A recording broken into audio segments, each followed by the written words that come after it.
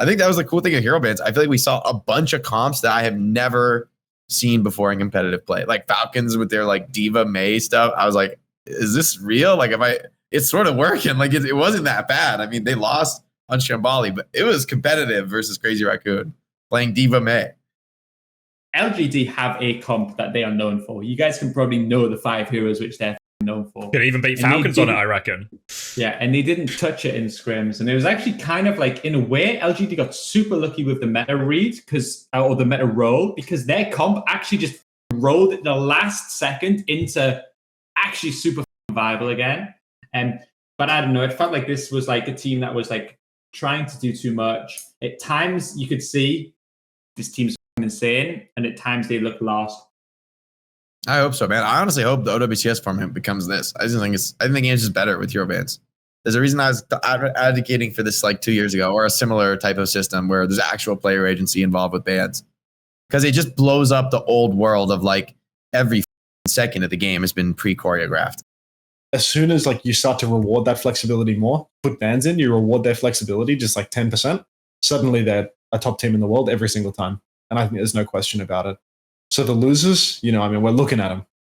Well, I'm looking at one in particular. Yeah, there you go.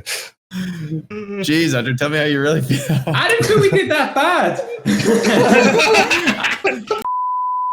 Hello, everyone. Welcome to episode 26 of Uncoachable. We are joined by the legendary Marvel Rivals caster, Jake. Now, some of you might remember Jake from Overwatch as well, but correct me if I'm right or wrong on this, Jake, but the way I've interpreted the situation is you were working the desk at the Esports World Cup. Everything was going fine. We hit playoffs, and then Hunter comes onto the desk. You've seen that hair, you've seen that fit, you've seen that charisma, you take one look and you know you're done. And the very next week, you're running off to cast Marvel Rivals. You have to find another opportunity. Would you say that's a fair assessment of what happened? Yeah, honestly, I already poisoned Hunter, so he's going to come down with something real bad the next week, and he'll be dead. So the competition's been dealt with. We're not live, right? No, this is okay. This is a little bad.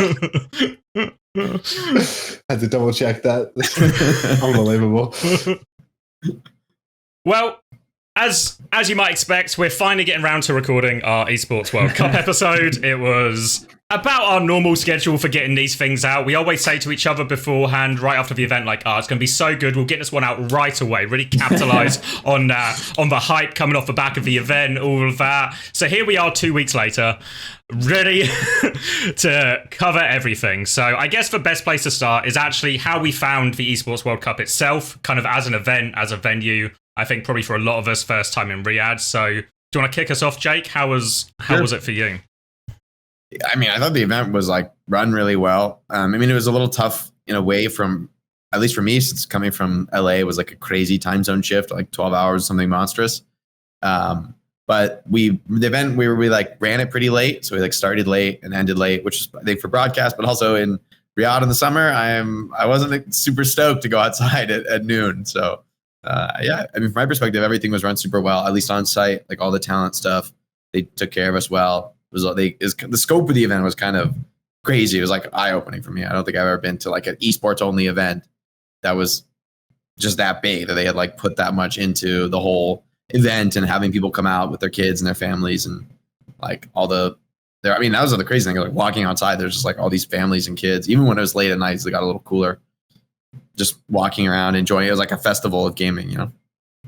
I feel like it was like the biggest event we've been at in a way. Like crowd wise, it was nowhere near the biggest, but actually like I don't know if you guys have, maybe you get this all the time. I've never had a solo room at an esport event before. It's always been shared rooms, but here we got solo rooms in like a 5-star hotel, and everything looked after. Like the actual hotel and stuff was incredible. Like they had a player lounge at the hotel, which was just fucking insane. It had like PS5s, like table tennis, like all these arcade games, unlimited drinks. You ever had unlimited drinks before? Unlimited Pepsis, waters, whatever you want. I got so many at Pepsis. The venue as well. There was like this like cafe thing, so you got like you just go and order whatever you wanted, and it was all free. A juice bar. So actually, in terms of, I guess, I mean, presumably there was like I suppose a big part of what the Esports World Cup was trying to accomplish was to encourage people to speak well of it and to go again. But actually, from like our perspective of everything behind the scenes, this was by far the best event I think I'd ever been to. Like I actually felt like a real like celebrity here. You know, the fucking did your laundry. You ever had a hotel do your laundry for free before? That's actually like low key insane, no? Yeah, I mean, I'd say that like the standard to which, you know, maybe Jake was treated, Jake being that high quality talent that he is, like this was nothing new for him, right? Like he goes, and there's always, like it doesn't matter what event Jake goes to. There's my yacht in Monaco, you know, the 5-star hotel. He got the red carpet all rolled out. It's like Jake's from Los Angeles, you know, he's no stranger to a juice bar, you know, like there's probably like a little juice bar at the production for LA. Yeah, but they're well. like $20 in Los Angeles. Well, you want a little juice box? Yeah. I mean, there's going to be a big 20. Yeah, no, it's a hard work, but I don't know. I think it's pretty hard, like as a competitor, to come away from EWC and not feel like you were treated like a king, you know, because like the standard to which everyone was treated was just so much higher than what you normally get. You know, it's like normally, I mean, you probably went to like the Dallas LAN or something a couple of months before this. I wouldn't know because I was a dog shit competitor that didn't make it to the Dallas LAN. But what was it like, 3-star hotel and you're like sharing a room with Sparker or something? Like, is that the sort of situation you were in? Normally the hotels at these events aren't bad. Like even Dallas, like the hotel like wasn't too bad. It was a nice hotel. Like it wasn't a 5-star hotel. Yeah, it was like, it was nice, fine. But this was like different, you know, like your own room in this like 5-star. Like they had like everything in the hotel was decorated with Esports World Cup, which is fucking crazy because it was like the Hilton fucking resort, like an actual like insane like massive hotel that had like half of the building siphoned off, like signposts, posters. The buses were the craziest thing. There must have been many buses. I drove past for car park on all the cars. I drove past for car park once, and there was just like 20 buses and like another 20 cars. Like, and I was like, what do they need? Surely there's not that many people. All branded, right? Yeah. Like with the Esports World Cup shit on the side. So actually, like in terms of this event, I think everyone who actually participated is like praying Overwatch gets picked up again for next year. Because actually, in terms of like the hospitality was, I've never seen anything on that level as far as like being taken care of as players and talent. Not even just the staff, like we worked with at EFG, were really good. Like all the talent manager folks, everyone we worked with on the production side made like a big effort to accommodate. Yeah, I think like that. I mean, the goal going into the tournament was like, you know, get people to feel like they want to come back. And then like every single person that was like a competitor at the event probably wants to come back, you know?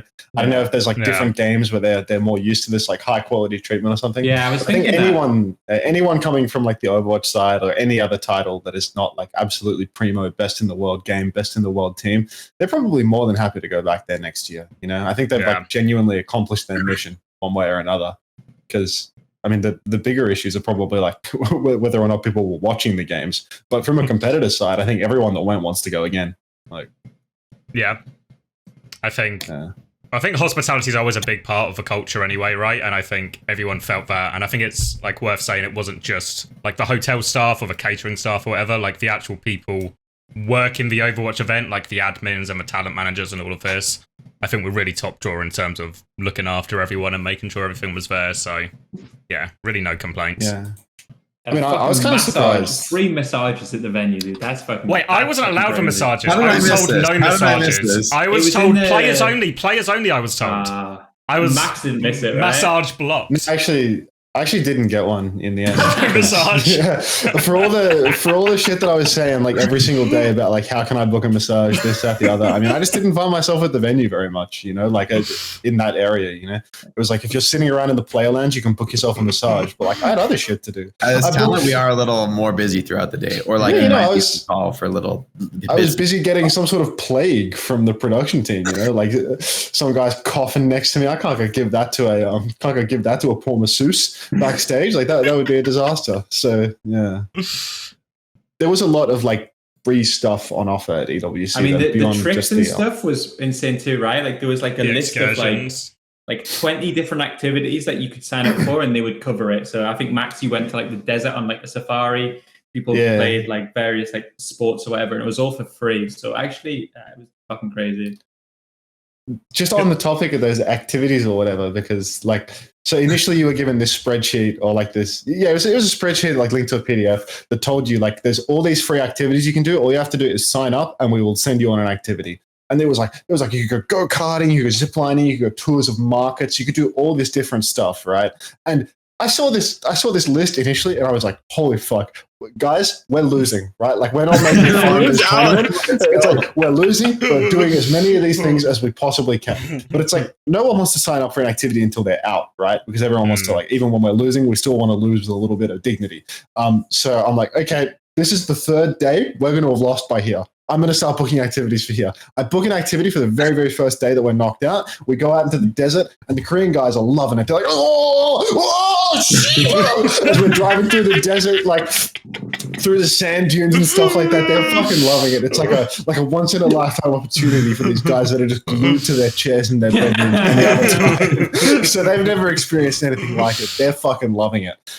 Even the Westerners had the ability to enjoy it, and it's like it's really unbelievable that EWC is paying for this crap. You know, it's like you wake up at 5:30 in the morning, you go to the shuttles where they're supposed to be busing you to the venue normally, and instead some random Saudi guy head to toe in a thobe is just there smiling, ready to pick up the fucking Miami makers to take us out into the desert, drive us out for an hour and a half, deflate the tires on his car, and drive you around the sand dunes. It's like you go on like a 4-hour excursion in the morning to just go bush bashing in the middle of nowhere. It's so much fun.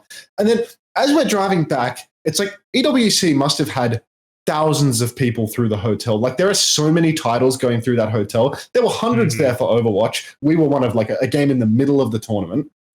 They must have had thousands of gamers go through. This guy looks at us and he says, "You are the first team that I've had for this event to book any activity with us, you know, like you are the first team to book anything." I'm pretty convinced that even though that spreadsheet was there, nobody was doing fucking anything. Like genuinely nobody was booking anything at the event. All the people that went on that desert safari at the end of the trip, it's like 3 different teams that were like messaging me. They're like, "Hey man, can you recommend an activity for us to do? What do you think we should do?" So it's like, I know Space Station went on it. I know at the Nightmare guys went on it. I think the M80 guys all went on it. And it's like, that's because I was talking to the manager or the coach for the team and being like, "You should go on this." And I'm genuinely curious, like, how many other titles did any of this free stuff that was available? Yeah, because it's like, I mean, the guy that was running the tour, this like desert thing, it was like that was the second from the top activity on the whole list. So it's like you couldn't miss it, and it looked sick. So like, how many people just didn't do anything when they went to the country? You know, like they went to the practice areas. I mean, well, it sucks. This is talent. Like I'm like working every single day that I'm there, other than like the first day where I'm just dead. Classic Jake, you know, just working it to the bone. Such a hard worker. No time to muck about. I wish I should. Maybe I could have, but they didn't send it to us. I think it's for players and teams. Yeah, it's players give them massages. I probably would have found like maybe because I could have done something in the morning and wake up early. But would I have woken up early? Maybe not. Really late finishes. Necessity. Yeah. Nobody wanted to wake up at 6 a.m. to do the activity, but nobody regretted it afterwards. You know, it's like I was trying to convince them. It's like, guys, I know we have to wake up at 6. I know that's not the best thing in the world, but you can wake up and play ranked every day of your miserable fucking lives. You can wake up at 11 o'clock in the afternoon and play ranked every single fucking day for the rest of your miserable life. Only today can you wake up and go out into the fucking desert with this Saudi guy. So get the fuck up. And one still managed to sleep through it and miss it. Useless piece of shit. Do you think it's possible that mobile esports players are actually more degenerate than PC? Because actually half of the games there were mobile. Like almost everyone there was playing a mobile game. When we were there, right? What was it? Was it the women's Heroes of what's it called? Heroes of King? Mobile Legends. Bang, which is, I believe, distinct from League of Legends, but not the same. It's owned by Tencent. So it's not, there's like Wild Rift is the like Riot the real Mobile one. League, but Mobile Legends Bang Bang is the Tencent Mobile League, which I think is way bigger and the esport is more developed. So it's owned by Tencent. It was getting like 70 viewers when I was watching it on Twitch. But I think the games are really popular. I mean, I think in general, mobile gaming is like it's miles orders of magnitude bigger than PC. It's bigger in Asia as well, right? Which won't really use Twitch as their main like platform to consume it on. Yeah, that's true actually. Yeah, maybe you had to watch it on YouTube because like I think mobile gaming is like mega on YouTube. Like if you can have like Indian viewership and stuff like that, it all comes from YouTube as well. Like if you watch like PUBG Mobile or something like that, maybe I think PUBG Mobile and Mobile Legends Bang Bang's women's tournament is a comparison that's fair to make. But yeah, like if you watch like a PUBG Mobile tournament and you look at the VOD like a day after, it's like, oh, there's like literally millions of views on this thing. It's like it's just so popular and you get zero exposure to it whatsoever. So it's probably worth saying at this point. Now, while that opening sort of segments would have sounded like an advert, it wasn't an advert at all. Because I know that there'll be the cynics, but I think, honestly, like everyone I spoke to at the event, I think everyone did actually just have a genuinely very good time. Yeah, I think the only thing that was like slightly annoying for us was I think our very first pickup from the airport was like an hour and a half for them to find as a shuttle, which was like really annoying after a super long flight from Korea. And then I think scheduling wise, there was like, we had the late games and the late games were really late. Like the first day we played VP, we finished at like 2:30, just in time, ironically, to hit Saudi Arabian rush hour because everyone goes out during the night, which was fucking lovely to take an hour and a half to get home. And then there was a day we played Fnatic at the 2 a.m. game slot. And then they wrote the production schedule and they said, D2, which is a second, you guys are on first tomorrow. And that felt like actually like a really annoying oversight from production in terms of to be the last game finish after 2 a.m. and then be told that you have to play the first game the next day. And there was no way to move the schedule. Like the draw hadn't even been made. No one knew who they were playing.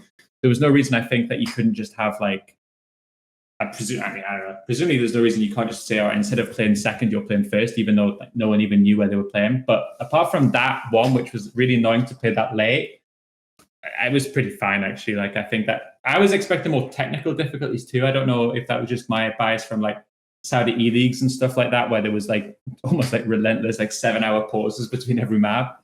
But I don't think there was like, I think the only tech issues are when I think on day one were forgetting their mice and stuff, but that's not really their fault, I think. I think on day one, the stream did keep cutting out a little bit, okay. But like it didn't cause any pause in the thing. Like you didn't notice it if you were in the venue watching or if you were playing. If you're watching the stream at home, it would just like die for like 5 seconds or 10 seconds or something, which I think was a bit annoying. But they seemed to iron that out by the like the playoffs. Yeah, I mean, I think like I don't know.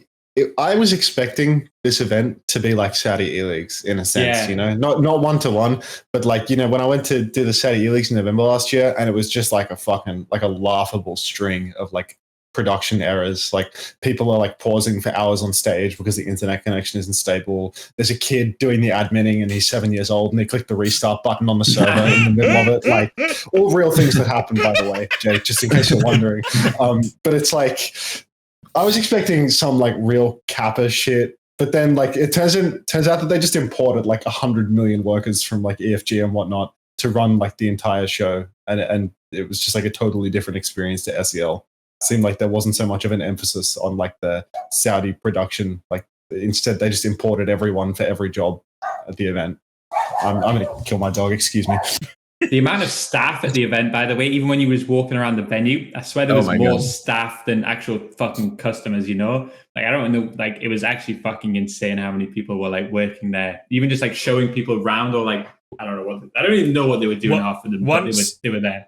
I was having some internet issues on the co-stream, so I, like, messaged the guy who's, like, designated as the tech guy to message. And then as soon as I messaged him, just to let him know, the speed keeps dropping, the stream keeps stuttering. He's there within 5 minutes. And then like every 10 to 15 minutes after there's like him and another guy just to check. Still all okay on this? And I was like, yeah, it's fine. Great. See you in 15 minutes, I guess. Yeah, still okay? Yeah, all fine, mate. Yeah, crack on. But yeah, so they were really just on top of everything. And I think at least from like the stage production side, because I ended up watching most of it through the stream anyway, since I was co-streaming, it actually looked like way better in terms of like all the, what's it called? The AR? like, fuck it.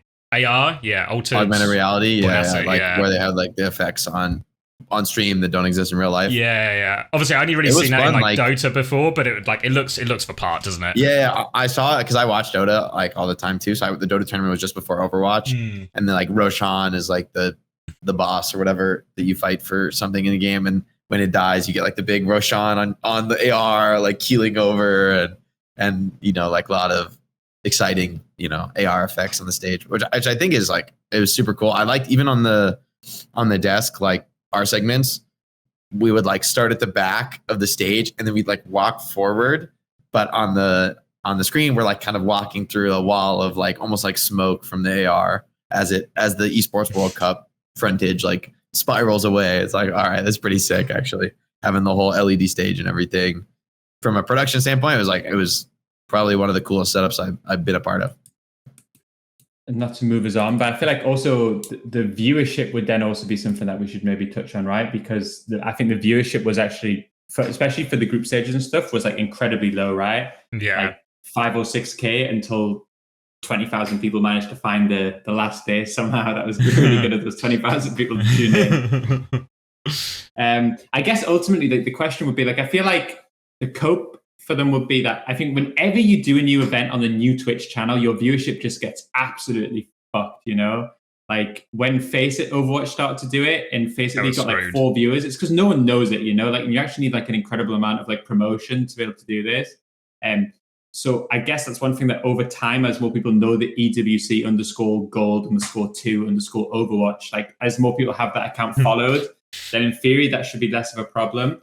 But I guess it's also maybe worth like discussing like, I don't even know, like, were EWC even like necessarily like hoping for specific numbers in viewership? Because I don't think that this tournament was ran with a profitability model in mind, right? I don't think so. I mean, it seems like their goal really is to establish this event as like an annual thing in Riyadh, right? Or you know, and honestly, I think that's their bigger goal with the event more than viewership. Seems like it, at least. I don't know. Yeah, and to become at the Olympics effectively once it. Oh yeah, you're right. I heard about that. I don't know what that's going to be like, but they're going to do right, like the esports. I think they're doing that as well. Yeah, but I think the idea is just to like plant the event in the ground, right, and just make sure everyone enjoyed it and would be willing to come next year and come watch it next year, right? And then next year, everyone follows the channels. Everyone's a bit more tuned in for it, and then hopefully does better. I guess the bigger question is probably less about like, does the Esports World Cup care about the viewership, and more about, was the viewership enough for Overwatch to get another shot next year? Not, or does someone else take its spot or something, you know? I think they're just going to add more games. No? They're just going to add. Yeah, I mean, this is not a case of like there being this hard limitation on what they're capable. Yeah, exactly. You know, because it's not something where they're trying to afford that. I'm pretty sure they're just going to keep adding shit. Yeah. Truly, I mean, it depends on the popularity of Overwatch. I think like I don't think it's Overwatch is going to be, or any game is going to be set in stone is like always going to be part of the Esports World Cup. But I feel like it'll just be like, I do agree that I don't think they were like, oh no, we're at 22 games, we can't do any more. Like I don't think that was it. So I think it's just like, I mean, you know, I guess whether to do each individual game will sort of depend on the year, what their budget is, and what they're looking at. And I'm sure they'll prioritize getting the biggest games that they can every year. But is there a budget? Like I don't know. There's some complicated questions there, I guess, as far as figuring out what games will be a part. But I feel like Overwatch, hopefully, at least is back next year, man. Yeah. I feel like we filled out the arena during like the big games, and especially like the Falcons and TM games and stuff. Like I have to like, I don't know, maybe I'm just like shitting on like Mobile Legends or like some of these other games, but I just struggle to believe that like they would have been performing better consistently than like Overwatch can't have been the worst performing game in terms of like IRL viewership and online viewership. I just think your eyes are on like the complete wrong metrics, to be honest. Yeah. Like, I think you're just like, you're only describing what you can see in front of you, and that's like so completely irrelevant to like what the actual product is, you know? Like I guarantee you that Mobile Legends did more for like putting Saudi Arabia on the map than what our game did. Like seriously. Because Mobile Legends is a game that has like more reach in more countries. Like you look at the people that were like showing up to play in those games. Like it wasn't just an all women's team as well. It's like that's like a more diverse crowd throughout Asia and stuff like that. You know, like there's more eyes on games like that, even if you don't see it because you know you don't watch Mobile Legends on your phone on YouTube. But like overall, like I guarantee that's a more popular game than ours in terms of like the amount of people that actually play that shit and have it on their phone and probably even watch it. And like whether or not we filled out a stadium that has like 100 people capacity in Saudi Arabia or not probably isn't the be all or end all of whether or not the game is featured at the next event, because they're not hosting that event just for Saudi turnout. They're hosting that event for like a trillion other reasons related to, you know, like legitimizing their country. So I think that, you know, it's like beyond the tip of the iceberg to describe like who showed up or who watched EWC _OW _gold _2 Kappa stream, you know, like that shit is like, come on, you know. I heard like the casting on that stream was pretty good, actually. Yeah, no, you and Julian, you were tearing it up, dude. Thanks, mate. It was mostly directed at Julian, but you know, you were there too. Oh, well, okay. Yeah, well, someone has to carry me.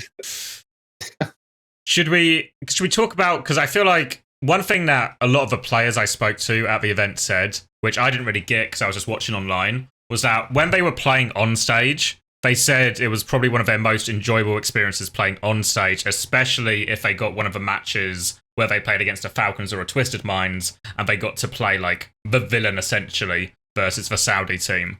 Like I think like some of the like Toronto guys were talking about like when they were playing against Twisted Minds, when they would get kills, like they were getting like booed as they came out by all the Saudi fans. So then when they shut down Yubi or whoever and they hear the crowd go silent for a sec, they get that sort of like, I made them shut the fuck up, you know, like it was me. And they said it felt actually a bit more like a sports event than maybe any of the lands they played at previously, which I thought was like quite a cool thing actually that I've not really heard from really any of the previous events. I think it's just a bit of like a bygone era for the game. You know what I mean? Like it's just bringing back something. Like the local rivalry.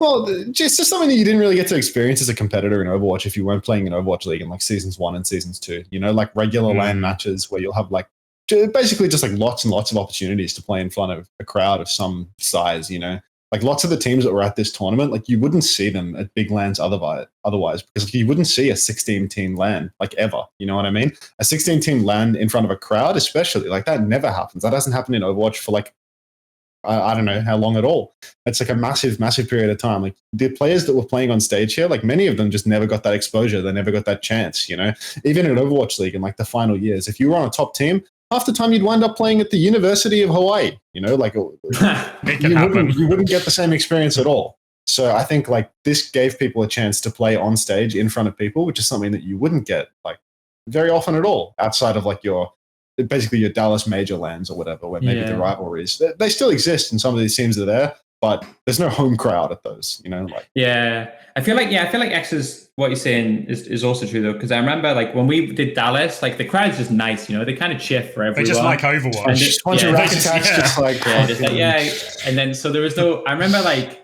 when we did the very first Philly homestand back in the fucking ye old days when we really, really were like trying to push that, I remember when we would come out and everyone would be screaming and we would get like boos for the other team. And I was like, okay, this is what it needs, you know, like this was actually like, to me somewhere I felt like actually like the booing and stuff was like, this is how you get like actual loyal fans. This is how you get like the city-based model to work. So I think having that, I think it's good. Like, I mean, we obviously come from Europe where our sporting culture is a little bit less participation medal and more riots in the streets afterwards. So if you go, can we get more booing, more riots, please, in our game? Come on, proud cultural heritage. Yeah, that's it. I mean, if you are a Sunderland fan and you come to Newcastle, then you genuinely need regular police escorts out of the stadium. Otherwise, people just fucking jump you and punch some horses, you know? So like it's for me, I'm always the negative side of sports. I'm always more booing, more hatred, more rivalries. I always think that's good.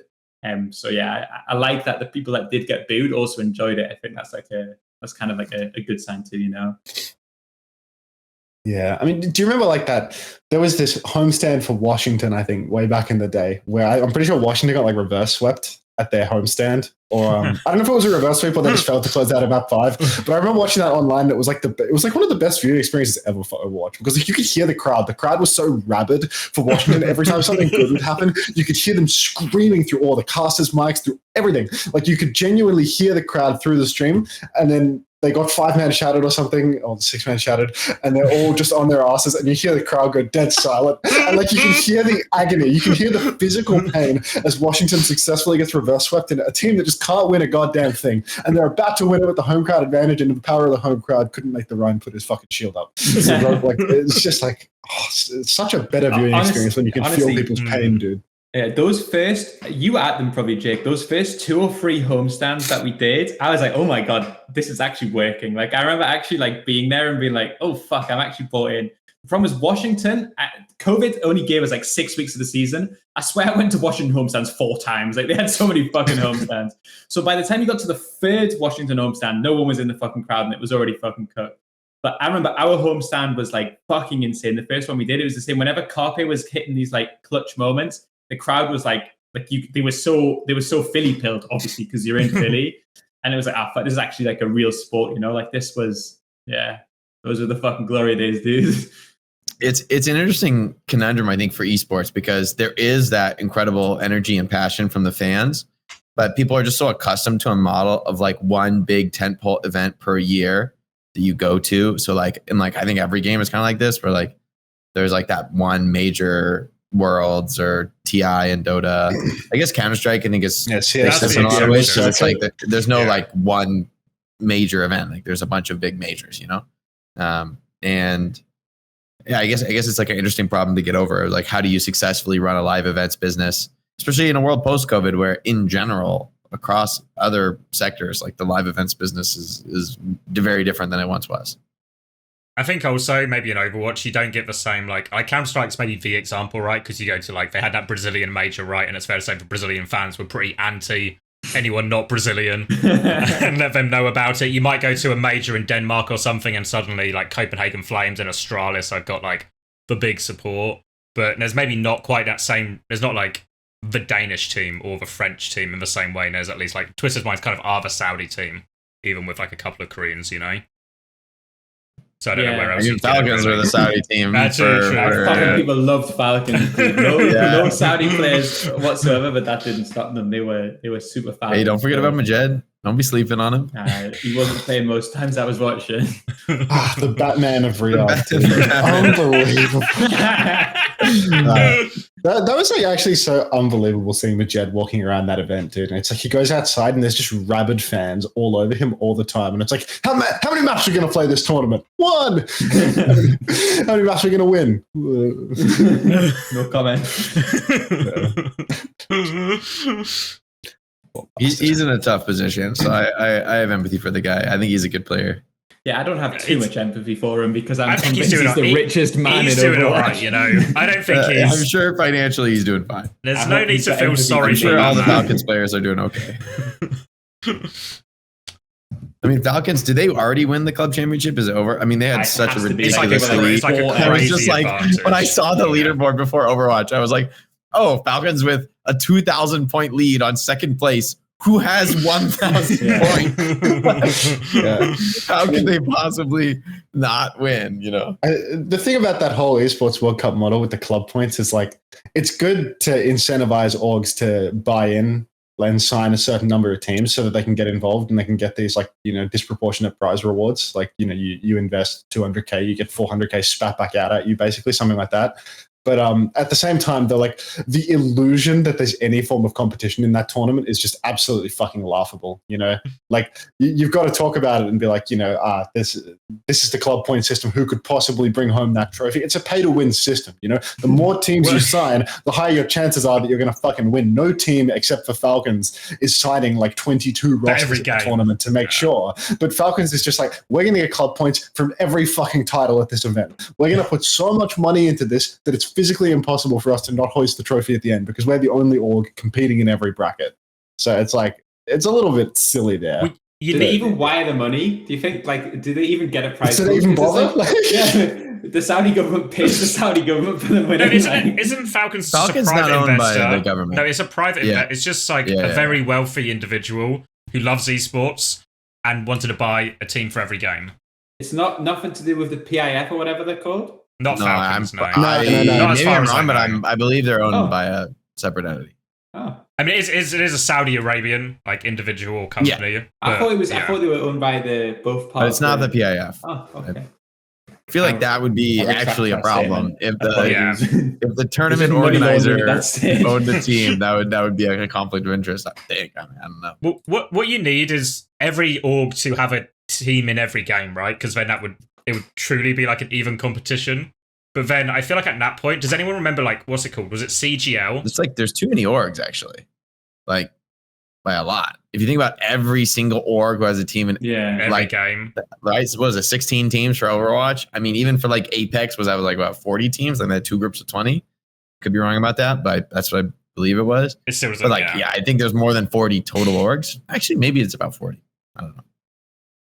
Yeah, at that point, I feel like we're just pitching. If anyone remembers CGL with like maybe Kristas, maybe just more of a UK things that happened when it was like the London Mint and the Birmingham Salvo, and it was on like fucking Sky One. Someone in the comments, someone watching will know this, and it was basically like the original version of this, where they had the London Mint sign like a Street Fighter team and a racing team and a Counter-Strike team, and they played on like Sky One, and it was really entertaining, but it was not a financially successful business. So maybe we've gone full circle, except for finances aren't such a big deal anymore. Well, I guess if we do want esports to succeed, I guess a model which encourages teams to pick up more orgs to pick up more teams is really what we need. It can't so hurt. upon hindsight, fucking brilliant. I love it. I mean, look, I think if you wanted to survive a model where the teams get given money to participate, like they just get paid egregious amounts of money, and then everyone gets paid to be there, and every cost is completely covered. Yeah, that sounds like a fantastic model, you know, if we just like pull money out of a pit in the ground, or a well in the ground, if you will, then, you know, I think that's a really good sustainable model. Nothing says sustainability more than fossil fuels, so I'm all for that. Same page. That's the title. That could be a good title. That's a good title. But yeah, I think did it help as well? Now the Overwatch was actually good. Like the tournament felt entertaining, it felt exciting. I think everyone actually enjoyed it, and maybe it's a good time to talk about maybe the unique selling point, which was the hero bans of the tournament. It was like a big talking point coming in, a big talking point during and afterwards as well. But it felt like overall, hero bans were actually quite well received. Everyone enjoyed the tournament, the variety that they got of it. So what was it maybe like for you, Chris, and Hunter? Maybe more so Chris here. not to presume, but you know, just to spitball that maybe Chris got a little bit more practice in before the event in terms of bans. What was it like preparing for an event with hero bans? Yeah, I think it was a different dynamic, I think, at least from our perspective. It felt like we more had to, like, you had to learn more comps, and you had to be able to play those comps at a base level, but you could never dig into a comp the same way that you would normally, because if I spend like 3 maps on Dorado panning all the TPs, if fucking Sim just gets banned in the official, then all of a sudden, like, it's like fucked, you know? So I think we had to spend a lot of time, especially on the week, of planning out the pick bans on how we wanted to do it, like the logic behind it. And I think the amount of strategy behind this ban system is fucking insane. Like, I actually think from a strategic point of view, obviously I know like certain teams were arguing with other teams in the Discord about certain rule changes and stuff. But I actually feel like the format we ended on was pretty good from like a competitive and like strategic element. And it meant that like big picture was more important than like the nitty gritty, I think. I think you saw some teams that we'll obviously get to them in a bit, but some teams just, I think, lost this tournament off their inability to understand the ban system. Just like every single ban just made no sense. Every single map pick didn't make sense. I think Zeta Division just giving it away. I was thinking more my mate Rush and Fnatic, I think, were the absolute worst Fnatic defenders. had some bad this. bans. When I was doing like the desk for them, I was like, wait, what? Like, why do they not do this? It's so obvious. I think fit, yeah. Translation error. But I think overall, most people would probably say it was a W. I think they liked the format. I think it added, like, it obviously heavily promotes flexibility, which was maybe some of our downfall, is maybe fair to say. But I don't know. I felt like, I guess the only thing, I mean, maybe we'll talk about this later. The only problem is it felt like there was, between maps, there was a massive delay, you know, like there was like regularly like almost 10 minutes between maps, which if a map only lasts 10 minutes is probably a slight problem. But I think from like a competitive, like as a coach, I enjoyed the format. I felt it was different. I felt like I had more, there was like, I felt, especially in scrims, you could tell who had good bans and who had bad bans, and you saw teams improve their bans and their format. So I thought overall it wasn't too bad. I mean, it was super fun from an analyst perspective to be able to talk about. Like, there's actually a lot of meat on the bone for an analyst of like, why did they ban this, and what does that say about their strategy? They're protecting, and the map pick is this, and you know, it was just, there was way more engagement, I think, as an analyst than you normally have. Where normally you talk about like, oh, this is the team, that's what they did on the last map. I watched them do these things, and I can explain those things, but I don't know what they're going to do next. Versus with a ban, it's like, oh, actually, I have a good idea of what this means. You know, like this is signaling that they intend to play this certain strategy. And I thought it was like really nice that before the event, I remember like we talked about it here, and I know there was lots of like conversation about it in the EWC Discord about like how there needed to be something to the effect of like production explaining what is going on with the bans during the match, you know, like this has been banned, this could be why, you know, like having an analysis segment. And I remember we were talking about it, we were like, oh, you know, maybe this would be really hard because it's like it's a lot of moving parts to get like analysts coming in over and over again to talk about it, and they just fucking did it, you know, like they went, you know, they went as far as to get an idiot like me standing up there talking about it too, which is like, you know, big up, you know, they thought I was knowledgeable. That's so free. Fooled them all. But like just the idea that like they came in with like a new format in something like hero bans, and then they got feedback about how they should like add like a whole nother layer of complexity to the production segment for it. Like they should have analysts coming in again and again to explain the bans on the fly. And they actually fucking did that. Like they actually just took on like 100% of that feedback, did it for the show. And I mean, it had its issues in terms of every match went for 17 hours. So, you know, maybe there's some room for growth there.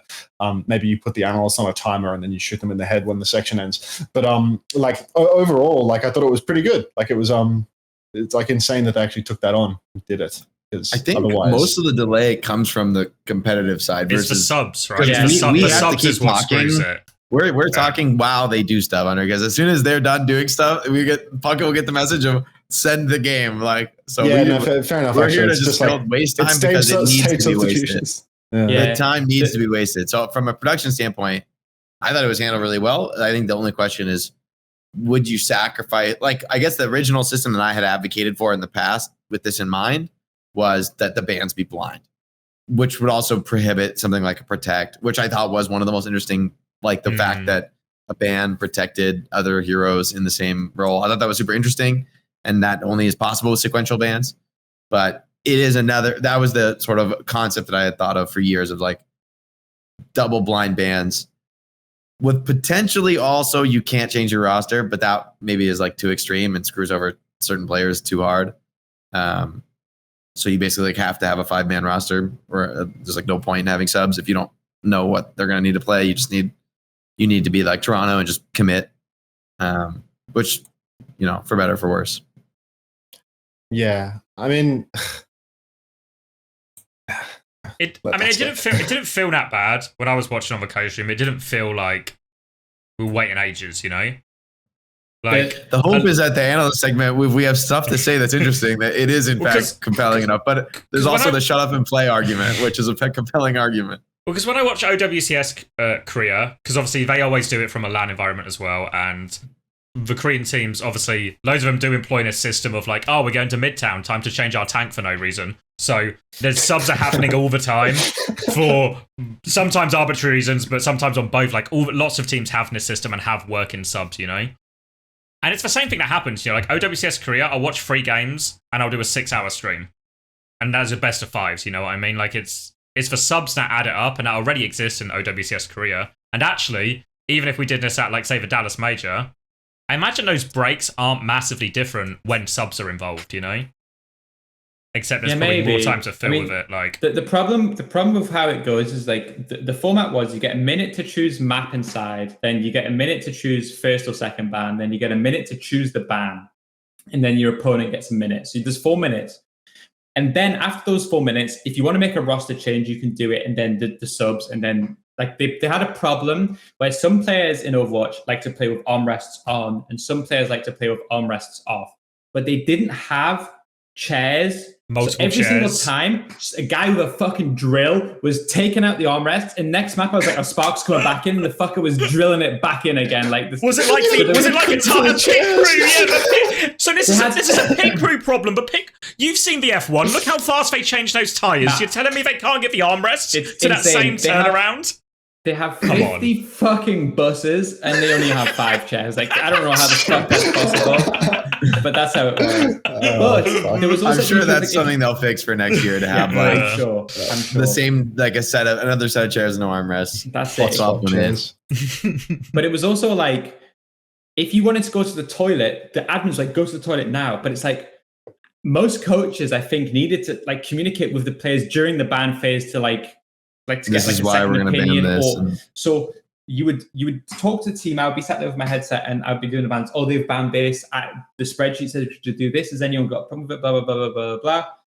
and then they would go to the toilet, and then the subs would happen. So actually, all of this stuff would happen after the 4 minutes, and it's actually really difficult, I think, to get any of those stuff to happen during the 4 minutes. I think if we're online, if they ever go to this system, I think OWSS will never go to this system for a while, because I actually think it's really logistically difficult to do in games where there isn't an admin to do it, because you're actually going to need to develop like an API and everything. So I think that's maybe like a while away. But online, it's fine because you just invite a different person to the lobby, right? So you do your bans and then you're in before you know it. But on stage, it feels like, unless we do like Jake's system, just to shorten it down, this is like, I feel like it was almost as streamlined minus the chairs as it could be, and it still felt like there was some breaks. I don't know.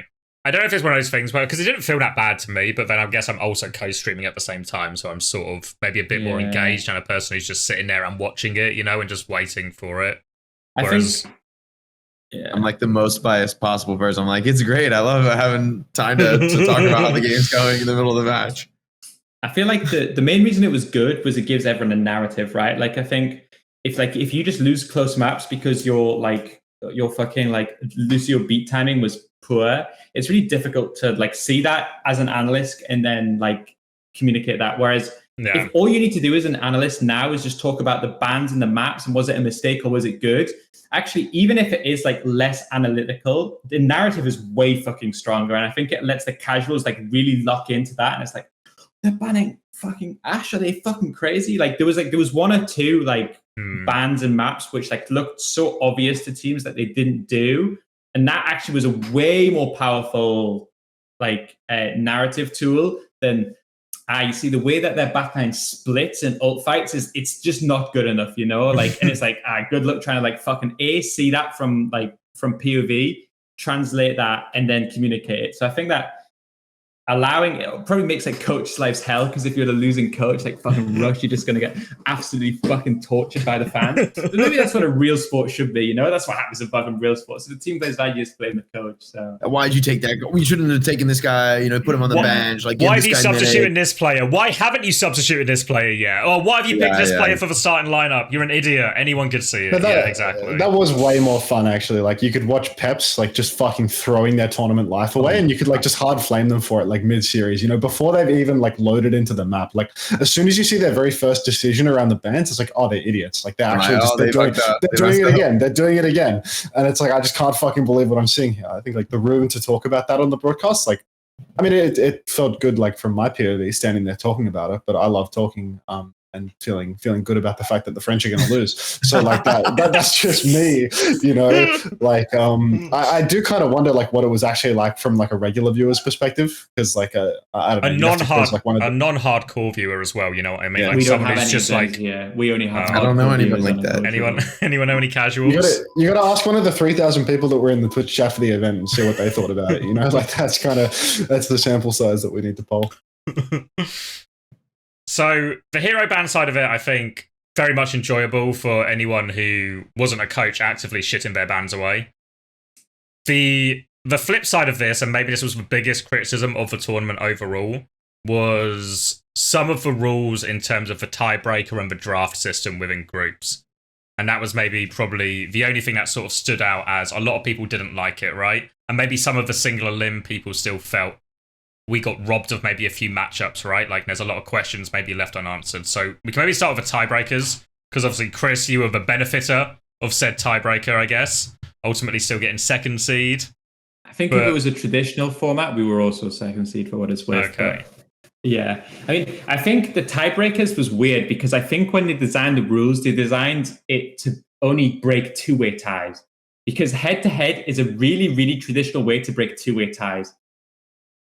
What should have happened, I think, is that if it's a three-way tie, it actually map scores first, then head-to-head. You just reverse for two tie, because it was... Yeah.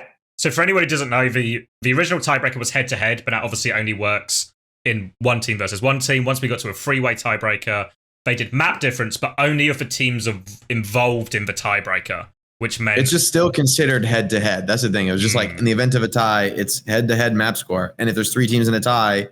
Your head-to-head is actually head-to-head, and you have three matches to tabulate, which, agreed, I think that's the perfect solution, Chris. Just a specificity of, okay, regular tie, it should be like, right, if you beat a team, and Yeah. but they had a better map They score won than more you. maps, You should you be would above feel- them, right? Yeah. Like they had one better map score overall, but you won. You should be in over them. But yeah, of course, 3-way tie. It just felt some weird results that didn't fully make sense. Yeah, there should just be a little caveat. Oh, 3-way tie. Because the way it ended up working was so weird. Because like that map 5 from Max, you versus TM, if you win that map 5, TM finished 4th. Because you lost it, TM finished 1st. And it feels like actually there's no system where one map like that should be able, like the swinging between getting knocked out or going top seed. I mean, the same for us. We were one map away from like finishing dead last in the group and getting knocked out. And just because VP reverse swept Timeless, that was enough like to put us through. So the thing I liked about it the least is, and maybe I don't know if you felt this as well, Jake, like once you were on the broadcast, what's really nice in these group situations when it's like, oh, it's the final game, they're playing at the same time. If this happens, then these teams go through. If this happens, then these teams go through. With this system, good fucking luck explaining that to anyone in like a meaningful way about like what the stakes are for the team. It's like, well, yeah, if this team wins, then don't worry about the other result. But if this team wins 3-1, then we have to worry about the other score. But if this team wins 3-1 and that team wins 3-0, then this team goes through and this team comes second, and it just becomes unexplainable. So what should be a really high stakes, everything moving on the last game of the tour or game of the group becomes just impossible, I think, for the broadcast or for the viewer to follow. And yeah, understand. Yeah. So you just want it simple so it can be understood by the viewer as well, so people understand the stakes of what's happening, you know? So it's like, if Nightmare just won that map, they don't change that next year. Like, I would be really shocked. I think it's just basically an oversight. Yeah. Not thinking about a 3-way tie. Because I believe it's like after head-to-head map score, then comes the regular map score as normal. But they just need to swap them, they didn't specify about different numbers of ties. And in the end, it's like, yeah, some results could have been different, but I don't think it really radically reshaped the way, like let's say like the Final Four. I don't think. I mean, TM probably got boosted, right? Is the only thing you can say. TM probably got maybe they made it to like top 8, or maybe they would have gone out in 16. But at least for me, I mean, I think the top 4 teams were probably the top 4 teams in the format. Yeah. Falcons, like maybe Falcons could have beaten Zeta or Toronto. I think that's like that would be the biggest issue, but that's single elim. That's not a question of this tiebreaker thing, which maybe we should have double elim. I mean, obviously double elim is like more competitively, has better competitive integrity, but I think it was also kind of exciting having a lot of single elim and like getting those keys crushed. Like I was kind of hype. Like I love the key crushing thing, by the way. I don't know how to change the topic, but that was legitimately one of the coolest things I've seen in esports. It was so fun watching the players smiling when they crushed. No, the worst thing was the losing team had to go give their key immediately after a loss. That was so savage. Oh, that's sick. Like it has to be like that. It cannot be some like a backstage hand up. It's got to be here you guys go, crush the key. Because some players were like I think when Hattie did it, Hattie was like, gave the key, said, good job, like, go win this tournament. Like, when Gooshway did it, Gooshway was so sad. Gooshway was basically like, yes, fuck you. Like, he was so mad. It was like a complete vibe clash, because Sugar Free was like taking the piss, thinking they were going to do like, you know, there'd be a bit of banter or something. And Gooseway's just coming up just fucking miserable and sad that he's lost. Yeah, and it's just like Sugar Free's now taking the piss, and I'm like, oh, they've just been smoked. Yeah. I mean, I think that's part of the beauty of it, is like each player and team, they have their own perspective. Some players are going to come up there and be legitimately fucking pissed off and not want to be there and not be happy about the stupid trophy thing, right? But that's kind of the emotions, right? Like and some players are going to be consummate sportsmen. It's an opportunity for them to distinguish themselves, like Hadi. So I think it's I think on all good in my eyes. On that note, they did loser interviews as well, which I think is something that's, I can't remember the last time something like that was done in Overwatch, or if it was done in Overwatch League at some point. But I thought it was a pretty good addition. I think I quite enjoy losers interviews. I mean, obviously there's like a lot of things you have to get right in terms of the tone and the tact for it. You have to probably find a player or either the coach of a team or like one of the more, I guess, tenured players on the team to do it. But I thought it was a good addition, and all the ones they did do felt like they were handled properly, you know, and gave us an interesting chance to talk to the teams that are going out. Yeah. I think actually you guys said it on one of the plat chats they did, but I think, just like forcing more situations where like the emotions and like even in situations where it's like, oh, they just lost, they shouldn't have to do an interview. In every sport, the losing team or coach has to do an interview, you know, like there's a reason that it's good, you know, like we want to know why you won, we want to know why you lost. And I think anything that adds personality or emotion or just some sort of anything like that, I think is always good. Then I want to get everyone's takes, I guess, on the single elimination, because I think before the event, I didn't mind it that much. Felt like it would add, like, there'd be all these stakes, right? Loads of sudden death games, and it would be really do or die. But I guess there is, for the bit that I may be left with a bit of a sour taste, is some of these matchups that we didn't get right. Like, could SSG versus Falcons would they have won? Would Toronto have beaten Falcons? Exactly where on these sort of power levels that maybe a double elim bracket would help us solve? There's obviously, like, the caveat that you have to, any alternate proposition needs to fill the 5-day time bracket as well. But what was the take on single elim then after the fact, with the power of hindsight? 16 teams is a lot of teams for a double elim bracket. Even if there's 12 after and the groups take 2 days. It's a lot of games for 12 teams in double elim, right? One suggestion I heard was you do top 2 out of groups, so 2 go through, 2 go out, and then you do an 8-team double elim over 3 days, which would be possible. And then it was a bit of me that's like, how many of these third place teams would we have lost? You know, would I have cared that much if I didn't see Fnatic or Gaming Gladiators have an extra go at it, you know? Maybe we wouldn't have lost that much.